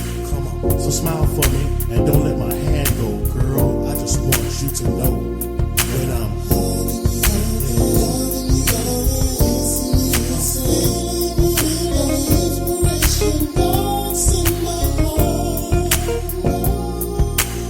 sending my love to you in verse 2 with a kiss and a beat that you and I can step to. Come on, God created the heavens and the earth. What he said is very best for the day of your birth.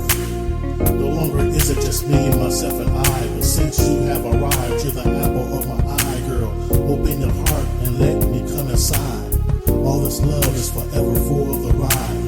And when that DJ played our favorite song, we dance the night away until we're heading home where we're holding you.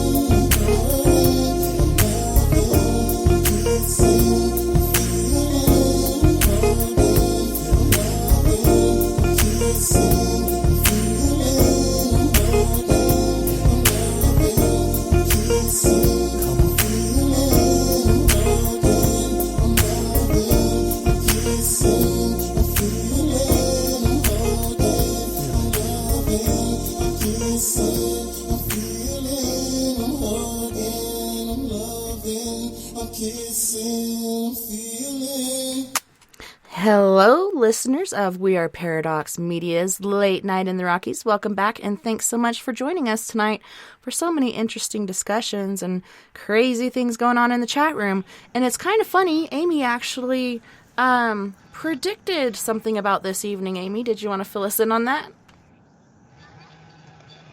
Oh, yeah, I predicted that our Ron would not take to my talking about the moon in such a positive way very well. I predicted he would provide some entertainment for us this evening. Indeed. You were so right. He became, Well, yeah, Dennis, turn it all around. He becomes the entertainment. stranger things have been known to happen. Dennis was saying, how about Planet X in Nibiru? Like, what are your thoughts on that? There is a planet that they've been able to track we actually do have planetoids anyway outside of our immediate solar system that they've been able to track, and some of them even have names. They're not true planets, and there is one that's actually creating a lot of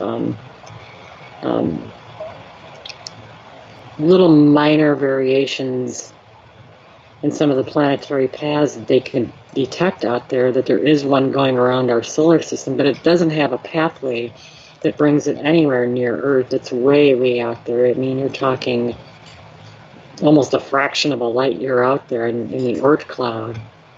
And so it's out there. They've been able to track it, but that's pretty much what Planet X really is.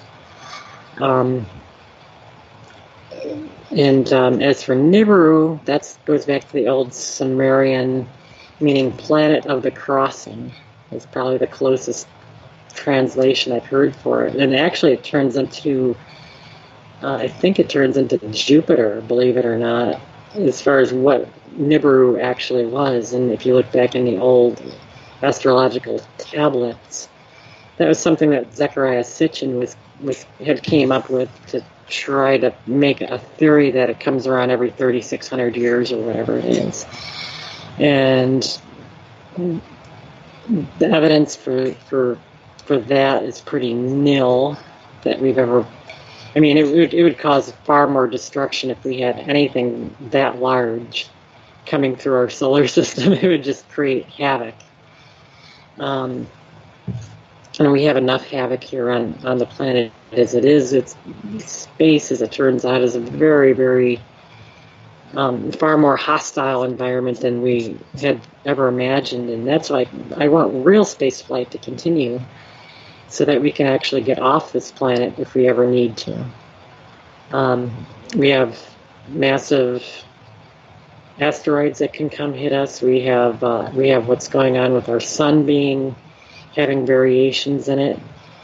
We have, massive things that can happen with the Earth's crust and shifting. I mean, all these things, we can, super volcanoes.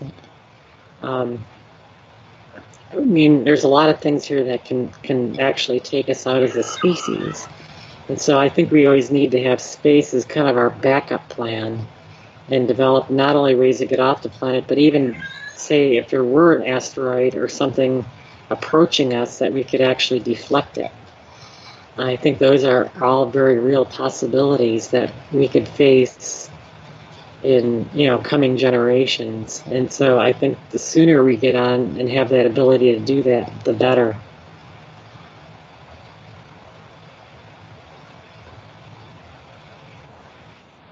There's so many different people privately funding their own space satellites as well as spacecraft.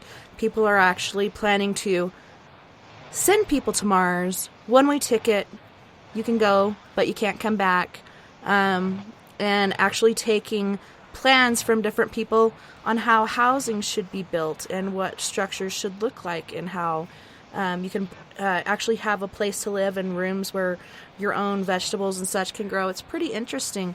I don't think I'd be down for a one-way trip to Mars, because I do like the planet I live on. I've never really had a draw to Mars, but I know a lot of people who have. What do you think about the whole Mars ordeal and people wanting to go and repopulate Mars?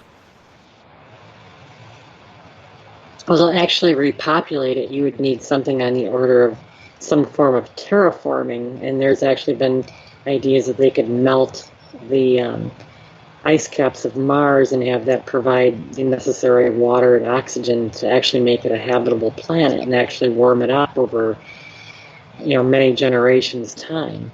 But there are plans to, that they're developing now that we can actually make NASA wants, the more humane version of actually doing a round trip, which would take a couple of years to get there and back. And as far as one-way trips, well, there are people that, like you said, that are more than happy to sign up for a one-way trip. But they'd say, put me on the list for a one-way trip. But it's all in development, and they're working on problems that, that they're going to experience out there. You're going to be in zero G for almost 2 years unless they find some way to spin up the spacecraft. I mean, you don't have gravity plating like they have in Star Trek, and so they want to actually come up with a way that they can either rotate the ship around to create an artificial gravity. I mean, eventually they could do something like that, but right now they're just looking at it as, well, how can we endure this long to get there and back? And that's what the whole space station right now, the ISS, is focused on: long duration space flight, and being up there that long and being able to deal with not only the zero gravity problems, but also deal with even there's going to be a certain amount of radiation we're going to experience that they need to actually shield for. They're talking about putting, what kind of water jackets, or, what do they do if there's a solar storm? While they're actually in transit, where do they actually relocate to in the ship so that they don't get overly irradiated on the trip? I mean, there are certain little complications that they're working out that, make things considerably more time-consuming and expensive for the actual trip itself. Not to mention you need massive rockets to be able to get something to Mars and back. I mean, if you're talking about $5,000 a pound to get something into Earth orbit, I mean, you're talking about hundreds of thousands of dollars a pound to actually send something to Mars and back. It's pushed the very, very limits of what we're able to do. That this is probably, I'm guessing, I'm kind of prophesizing here, and I'm saying that getting to Mars and back is going to be the last big project we take in human space flight that we're going to actually do with conventional chemical rockets. The actual initial exploration is going to be done that way. And then after that, we need some kind of better propulsion system and better power systems and better life support systems to be able to explore further out into the solar system and even go to the stars. So we're kind of in an impasse now where the technology is being limited by the propulsion that we're using. And they're going to need plasma rockets, ion rockets, hydrogen scoops, all these various ideas that are underway, and fusion reactors of some sort. They're going to need something much better than what they've developed for here. And one of the things that I was pointing out is that some of the very technologies that we need to be more sustainable on this planet can actually be developed for what they're developing for spaceflight, because the very idea is that we're when you're going up into space and you're going way out there, you're basically taking a miniature version of the Earth with you. That's really what it's all about. So by making that more sustainable, we can actually use that same kind of technology to be more sustainable right here. So it sounds like I'm, talking, glossy pamphlet propaganda or something like that. But no, it's really true when you think about it.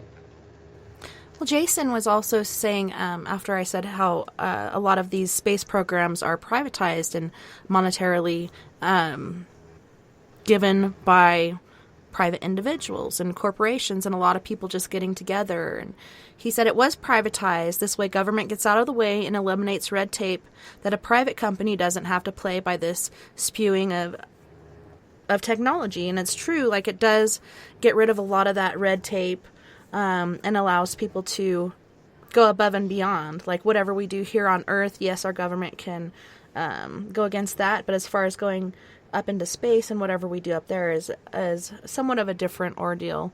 It's kind of scary, though. I mean, I don't know. I'm interested to see how it goes. When you're talking about public versus privatized spaceflight, I mean, there's pros and cons that you're going to be dealing with. That, yeah, they can, on the private side, take risks that NASA has become kind of adverse to in the last several generations. And they're always worried about having another accident and, losing funding through Congress. And you have to, everything that you pass through with NASA has to go through multiple administrations and survive politically in order to get the funding to actually make it happen. And I guess that was one of the miracles of when we went to the moon with Apollo, that they basically had the momentum they needed to carry that through within 10 years. And with the private space, one of the big disadvantages that you're dealing with is that NASA had actually built up a long baseline of experience that a lot of the private folks are needing to regain all that practical experience on how to do things up there. And so they're kind of winging it and kind of looking at what data NASA still has and trying to kind of fit it together for themselves. They can certainly do it in certain ways far more cheaply in the privatized sector. But I think they're going to do some really neat things. I think this is going to be the big era for privatized spaceflight in the next 20 years. That we're going to actually see them actually be able to take people to the moon and to the Mars, and have a Mars base, and eventually maybe even set up a lunar base, and it's going to be exciting. For sure. I wonder if they're going to do reality shows on the whole thing. How long will that take to get back to Earth? New episode next month. They can have several hours for the light actually to get from, or any kind of electromagnetic waves, meaning the actual TV transmissions are going to take several hours. So I think in real time, I think they won't be able to do it, but they'll certainly be able to make little weekly shows. I'm sure they'll be doing it. They will. I mean, that's too good to pass up. Yeah, for sure. So, as far as abduction experiences and UFO sightings, have you ever been abducted? Actually, I have. The first one was back in 1980. I was taken out, the typical scenario. I was taken right out of bed, somehow floated. It felt like being floated through a window and down the road into this red orb, and something messed with my head and did something with my brain and did a massive download and returned me and everything else. And it was like real cold outside. So I don't know how I actually survived and did that little trip to the actual vehicle, which was like a giant red orb. That's the way that I saw it. And it was like 20 degrees below zero at that particular night. And so I don't ever remember feeling cold. But I remember actually being on board their little ship and in some little separate space. It's very much almost like a TARDIS, because the orb actually only looked maybe a few meters in diameter. But inside it actually felt like a large room. So how did I do that? Was I imagining this? I don't think so, but I don't. It's one of those things that I just can't shake. I can't forget. And the other one was in Wisconsin in 1983 when I went off into the woods and had an experience like that, where I'd actually had missing time, went out there like 1 in the afternoon and then came back and walking back and it's dinner time. And I know that there were several hours in between and I don't really recall of it, but I do recall again, the basic figures, floating through the trees. This is what's kind of funny is that when you talk about these particular beings or aliens, they don't walk like in the sense that we walk when they come through the woods like that. They actually glide several inches off the ground. It's really creepy. And I'm just having flashbacks to it even now as I'm talking to you about it. Like, oof. It's scary. Yeah, somebody else had mentioned, I think it was a band member, and they were in the band van, and they're driving along, and all of a sudden this UFO comes down, and they're all told to get out of the vehicle and stand in a line, and then they were basically gliding back to the ship. They weren't even walking themselves.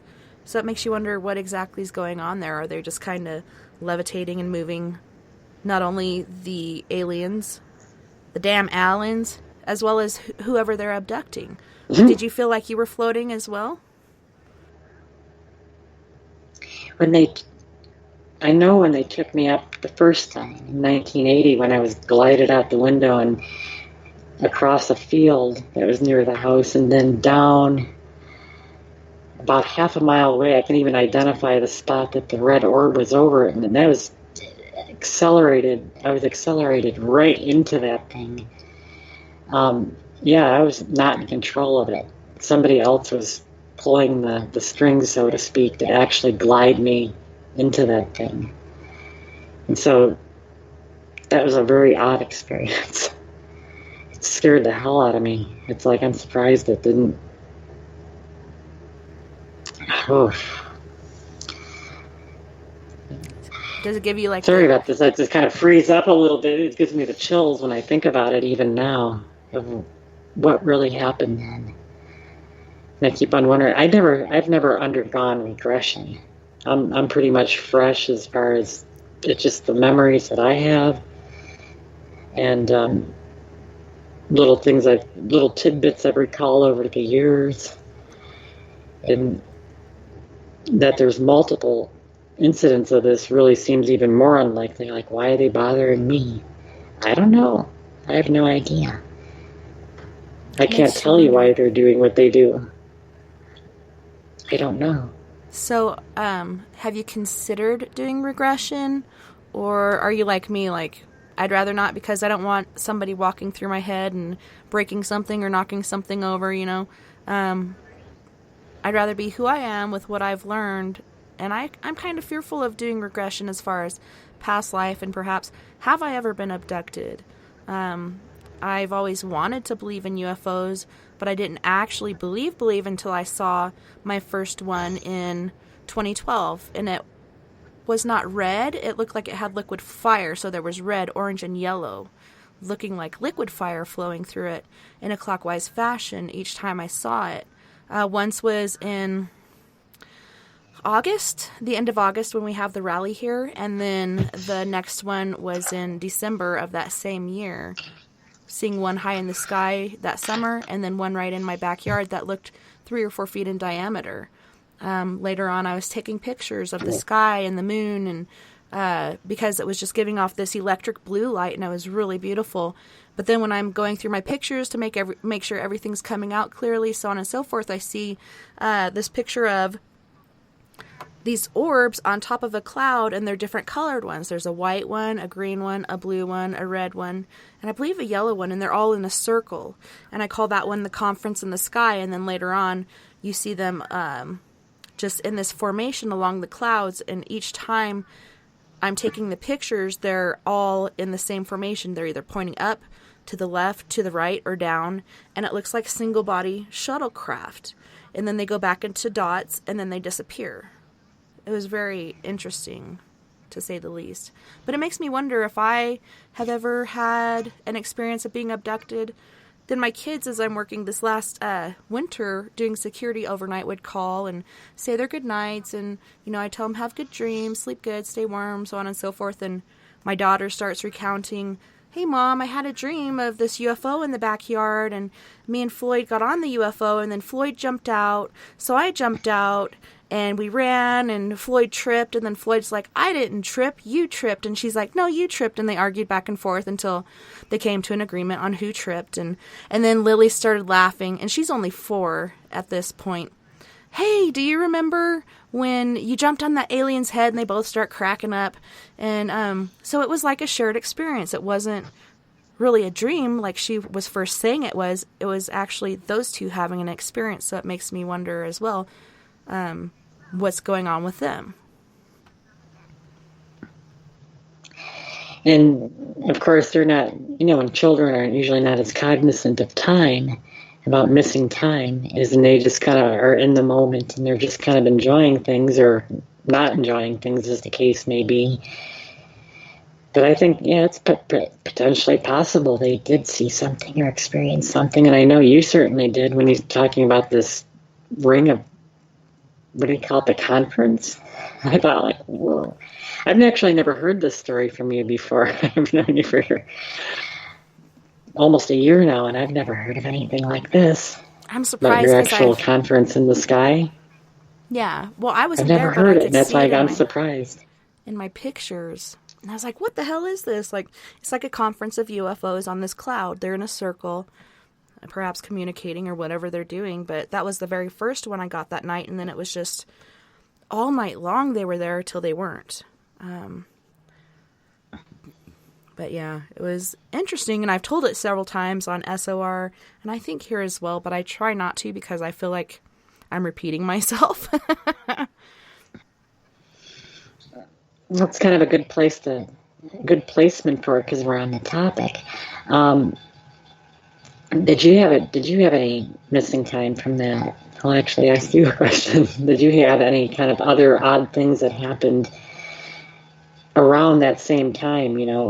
Often with these experiences, you'll have high strangeness, as they call it, where you'll have something where you'll have appliances blowing up in the house, or have odd synchronicities, or see something that's just so bizarre that it doesn't seem like it has anything to do with ufology, where you'll see somebody like in a 4-foot tall pink rabbit jumping around in your front yard or something like that, and it's like you would never tell a UFO investigator that, because they would just think you were crackpot nuts. But if they actually are odd things like that, are affiliated with actual UFO events in our lives. Yeah, I mean, it doesn't have to be that one specifically, but I'm meaning that weird, where it just does not make any sense. There were people that just say, you're probably on drugs, if you're told about that. Well, it's funny because the first time we saw it, I was pregnant with my son. The second time I saw it in my backyard, just 20 feet away from me, I was holding my newborn baby boy in my arms. He was born in September, so he was only 2 months old at this time when I saw the one in my backyard just moving at a slow walking pace along the fence. So I put him down, and I'm like, oh my God, you guys, come here, you got to see this. I'm trying to get my phone open into the camera, but I can't. Like, I'm just like fidgeting and like trying to hurry, and I'm just messing myself up doing it. So, calling everybody over was the next best thing. And it was funny because my 2 daughters saw the same thing I did. It was like a globe with liquid fire flowing through it in a clockwise fashion. You see the red, the yellow, the orange, so on and so forth. So I open the door and I go to step out, and as soon as my foot touched on the snow on the back porch, I brought it back in, and I'm like, okay, I don't know what this thing is. I don't know what it wants, and I don't know what it's going to do to me. So I went back in, closed the door, and just watched it until I couldn't see it anymore, because it went behind the 200 feet blue spruces we have in the backyard, and I could no longer see it. But my 2 daughters saw the same thing. To my husband, it looked like a globe with an extremely large bat flapping its wings at an extremely slow rate of speed, and it had like this glowing aura around it. So it's strange that 3 of us saw the same thing, but he saw something different. Some sort of cloaking or whatever, I don't know. But it was very interesting to me that he saw something completely different than we did. And that's not unusual at all. That's actually very common that you'll have several people see the same thing, and usually somebody, a third or fourth person that sees something that's a variation on it that's just different enough to make you question what it wasn't that everybody saw. It's very, very bizarre how that works. But I've heard of other sightings just like that, the same pattern of having several people see exactly this, and then, with maybe the tiniest bits of variation, and then somebody seeing something completely different. And Dennis was saying, like, that's a spy how that plane. works. And that's what I was thinking, too. Like, this is some sort of spy craft, and it's just roaming around, checking out what we're all doing, and generally everybody's either on their computers or watching TV, or, the kids at that point were playing video games. Like, what are humans doing, kind of monitoring us? But it was funny because when my son was born, and I don't know if this is connected at all with these craft, it's funny that the first time I saw one, I was pregnant with him, and my daughters had seen it as well, and were telling me that there's this ball of light following us. And I can't look because I'm driving my 72 Gran Torino down Rainbow Road, and I can't look because I'm driving, so I stop at the stop sign and I jump out.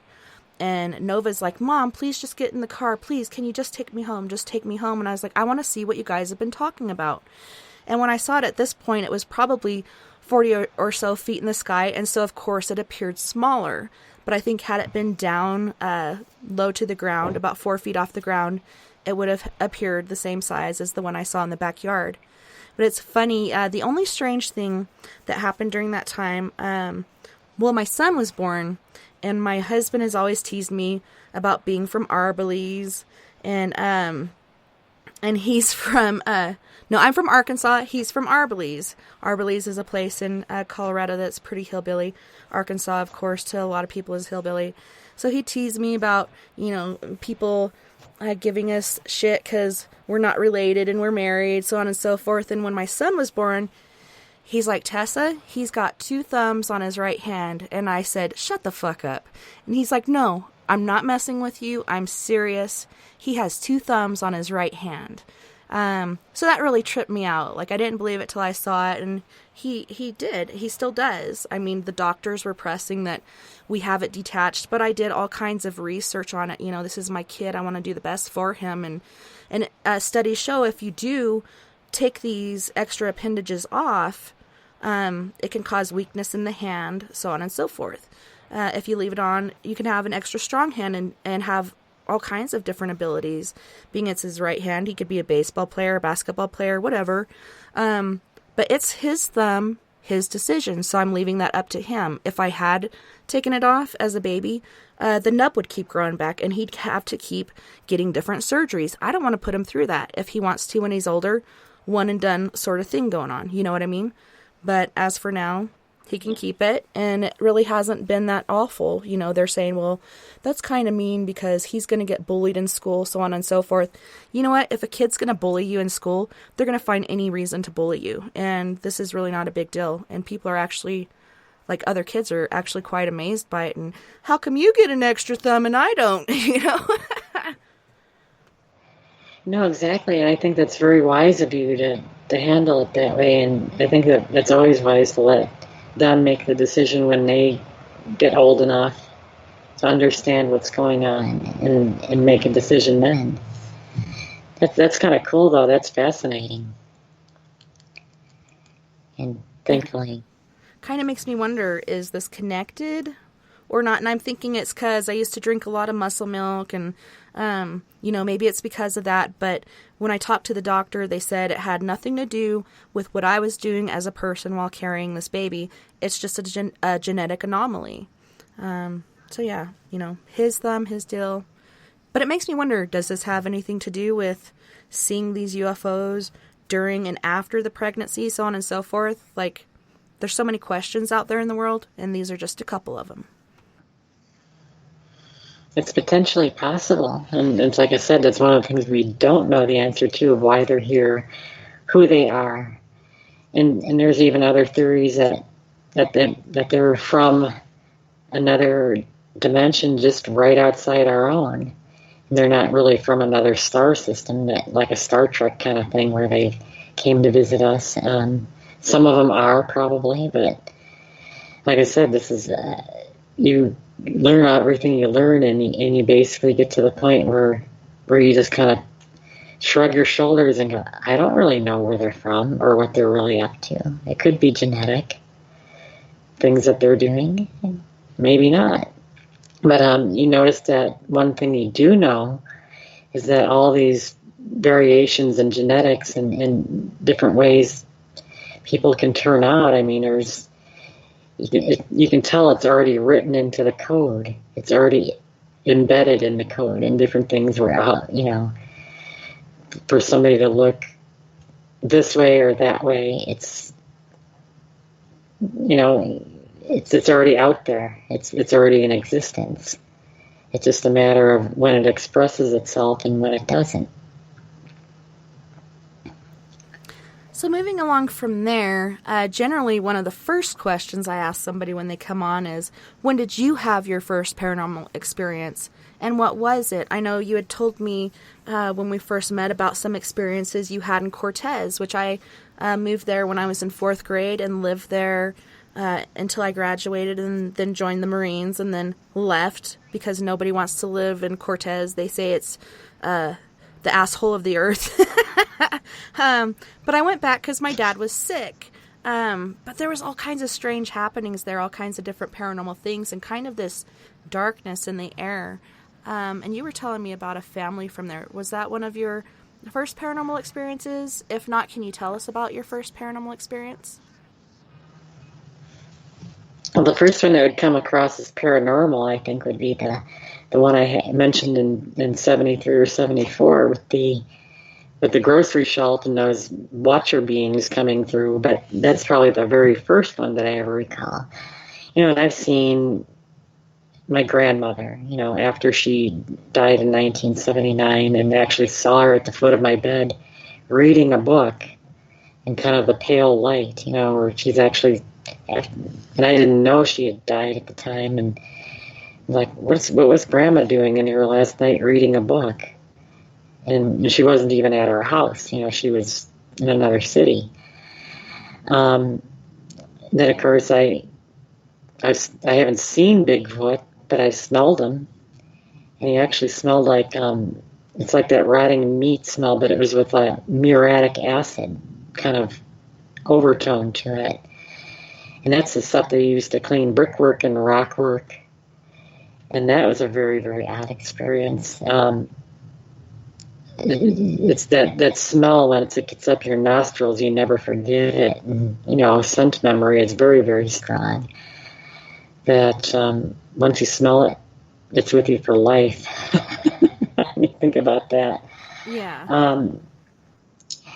So I've had that happen as well. And then about Cortez, well, when I got down there, the family was telling me all about the Skinwalker. Watch out for the Skinwalker. He's up in Yellow Jacket Canyon. They're up there. They'll get you. That kind of thing. And then, of course, I had a friend that was taking me on a little trip up in Mesa Verde, and we were coming down that path. It's real windy and a lot of little switchbacks and things. It kind of goes around in there. And she's doing a tremendous rate of speed that she should not have been doing, and doing, like 50 miles an hour down some of those switchbacks like that. And it's just like, this is kind of dangerous. Please slow down. And she just kept on laughing and laughing. And it's like the more that I pleaded for her to slow down, the more that she actually wanted to slow up, just, to get me upset. And we almost went over a cliff. And it was the weirdest thing. It was before they had put up all the rails and everything else for extra protection in the early 90s. And before we went over one of the cliffs, I actually felt something save our butt from sliding over the edge. It was like going over a washboard is what it felt like, because it was like a doop, doop, doop, doop, doop, and having the tire stop the right passenger side front tire stop, maybe only a foot from, where it starts going down very, very fast and the slope. And I'm just like, something there saved our butts. And it could be something angelic or whatever you want to call it. Something saved us. So that was that was something paranormal in itself when that happened. That was scary as hell. But around that whole area, I mean, and you get back to her house and her parents' house, actually, her mom's house, and the whole place is filled with, spooky dolls and mirrors and lots of brass things, and and having some of these weird coincidences and syncs and everything else, and the whole thing just kind of leaves a taste in your mouth after experiencing a family like that. Excuse me. You're still there. You might be muted because your dogs are up to something again. No, I was just listening and waiting for my moment to talk, but I was just wondering, like, them telling you all these stories and stuff, did it kind of put you on edge and leave you kind of looking for these things, or were you just like, these guys are crazy, I ain't even listening to this? Like, how did that affect you, and did you actually see anything while you were out there? I know in Yellow Jacket Canyon, as well as, oh my goodness, what is the other one? It's on the other end of town near, the other end of Cortez near the airport and M&M truck stop and such. Oh, I'll think of it later, but there's been stories about glowing orbs of light flying around and different sounds coming off of it, and I think these were not so much alien orbs, but spiritual orbs. What kind of personal paranormal experiences, besides being saved during this accident, did you have while in the area?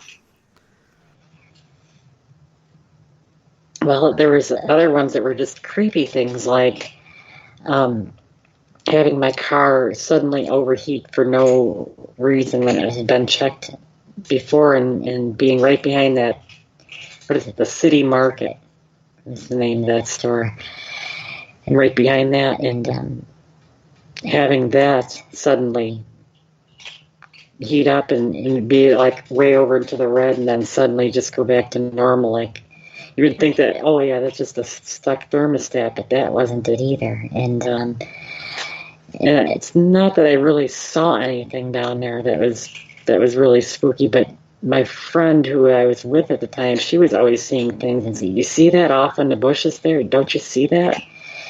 And of course, at the time, I wasn't really all that aware of it, and I didn't disbelieve it. But it was creeping me out all the more, as in, "Don't you see that? Don't you see that?" And I didn't see it. I really didn't see it. And I'm kind of disappointed that I didn't. I don't know why. Maybe my mind or my third eye wasn't open enough to see it, but she was definitely seeing things. Very cool. Well, let me see. What else were we going to talk about? Man, I think we've hit on just about everything. Has there been anything where you live now in that area that has been paranormal? Any strange happenings in your home? This is actually the most mundane place you'd ever want to live. So here it's just been mostly synchronicities, and I've had a lot of dreams.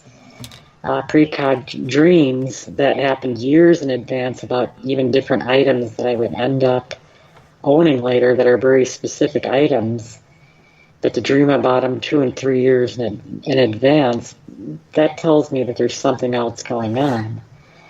But as far as the house itself, no, nobody's ever died in my house or anything else that would leave a strong residual behind. I had the UFO experience here with the 5 that I described earlier. But other than that, no, this has actually been one of the most mundane places I've ever lived. Sorry, I didn't provide a lot of very entertaining aspects about this place. Oh, no worries at all. Another thing I wanted us to talk about being in Colorado is Bigfoot. Have you had any Bigfoot experiences here? And if so, tell me more. I want to know. The one I had was actually up in the mountains, and that's where I actually told you about when I actually smelled him. I didn't see him, but I smelled him. That's all it was. So he was there and he was gone, unfortunately. Yeah, I've been trying That to was get... that specific smell. Yeah, it's like really stanky, and sometimes you think, holy shnikes, is that a demon? Because it is somewhat sulfuric, but like you said, it's like rotting meat. Not very nice. I haven't seen a Bigfoot. When we'd go camping in the woods, you'd hear all kinds of noises, which could be bear or deer or whatnot. When working up in Rico, Colorado, we were doing security up at a mine, and we were protecting tanks because people would generally go up there and target practice, so on and so forth. And so we're protecting these tanks from people going up there and shooting because these tanks contain toxic chemicals that have come out of these mines. They're pumping them out, trying to clean it up. And we've had spills in the river due to the Big King mine, so on and so forth. But at this particular place, we had something on the mountain right next to us throwing big ass boulders down the side of the mountain. You'd hear it hit and then bounce and bounce and bounce into the riverbed. And we're trying to rationalize it. Could it be a bear? Could it be a deer? Okay, so bear and deer, they're going to knock pebbles off. Sometimes you'll get a bigger boulder get knocked down. But they're not going to be throwing things. So automatically we're thinking Bigfoot, even though we're trying to rationalize it. Our friend Johnny is a black Cherokee dude, and he's like, oh no, dog, I ain't going out there. I ain't checking the meters. You can do it. I'm staying in this truck. So he was not going to deal with it whatsoever. Later on, after forming Four Corners Paranormal Investigations, go back up there, do an investigation at the Enterprise Bar and Grill. That was really cool. And they're like, hey, what do you want to do tomorrow? Well, I want to go back up on the mountain and see if I can find any tracks or trails. And I did find some tracks, and I took pictures of it, and I marked where the toe was and where the heel was with the rock, because it's kind of hard in pictures to see this outline that you can see with your own eye. It's just like with sunrises and sunsets. It's not as beautiful or in detail or intricate as it is to the human eye. Photographs just don't tell the whole story. So I got pictures of that, and we went back down for lunch at the Bar and Grill, and there's a mother-daughter in there, and they hear me talking about this Bigfoot up on this side of Rico, and they're like, well, we live right over here, and we go out every morning on the back porch, look at the beautiful side of the mountain, and have our coffee and talk about the day's events that, you know, we're about to do. And I guess all of a sudden they saw in a clearing of aspen trees an albino Bigfoot, and it walked through this large patch, and they said it only took about 5 steps to get through there because it was so tall. But they're like, we swear to God, we saw an albino Bigfoot. So to me, that was pretty interesting because I've heard of Bigfoot. I believe in Bigfoot, but I've never heard of an albino Bigfoot. But there's albinos of every species, so it's really not that far-fetched. I agree. Actually be a very beautiful creature, I think. I think picture that long white hair and everything. That'd be cool. Makes me think of Yeti, you know, the abominable snowman, so on and so forth. Or he's transplanted. Right? Or he could just be, you know, he could be the mutant form of the Bigfoot, and that's why he's on the other side of the valley and not on the other end where we experienced our Bigfoot happenings. Maybe they kind of shunned him. You got to stay on that side of the valley. We're staying over here. You're going to give us away with your white fur. Bigfoot politics. Right? I can see it coming in handy during the winter, though. Like, he'd totally blend into the snowscape. All right. That might be another thing. Right? Right. And there's been different experiences, like people on the Durango and Silverton narrow gauge railroad, and sightings up there of Bigfoot. And people actually got pictures, and they're like, is that really Bigfoot, or is that somebody in a Bigfoot costume?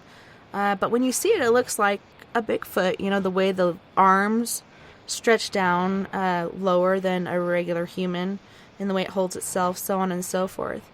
There's like so many different topics that we didn't touch on tonight that I really wanted to. Astrotheology in a nutshell, the whistleblowers, Ranger 3 and Ralph, Bob Lazar, cults, Scientology, and other things. My husband and I were just talking about some cults the other day. But we're down to our last 4 minutes and 20 seconds. Miss Amy, what would you like to talk about?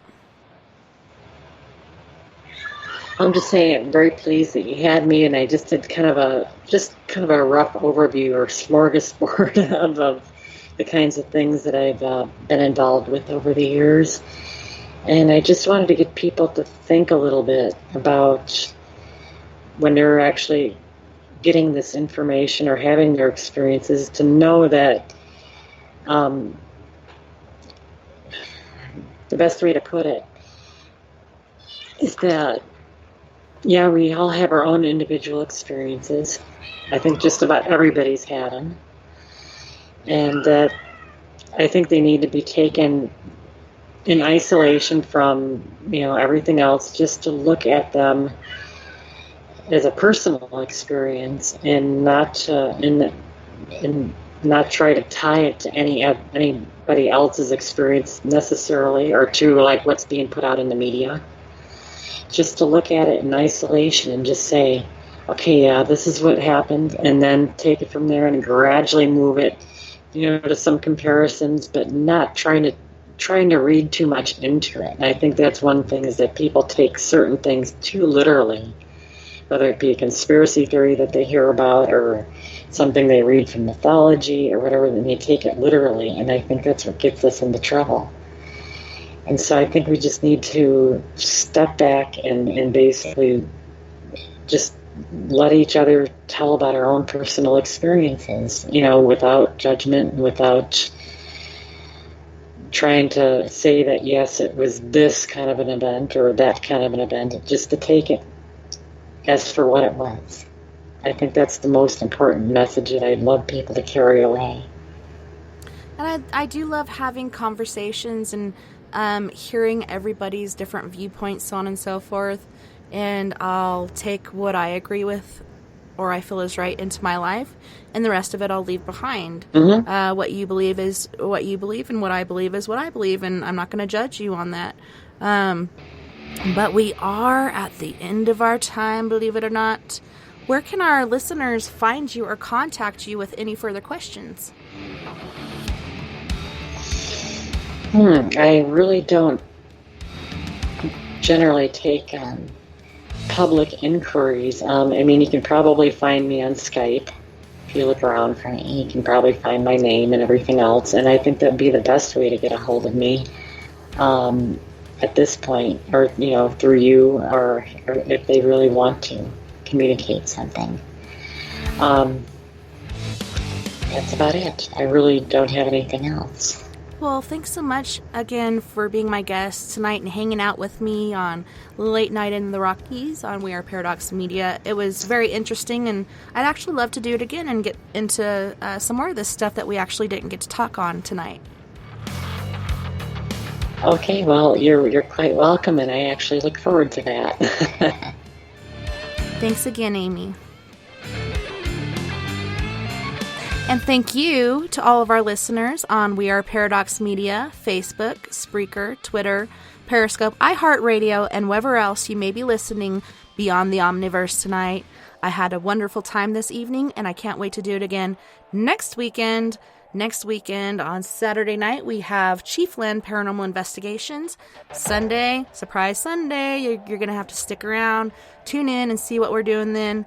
Until then, you guys, don't forget, we are all in this together. Together, we can make the world a little better.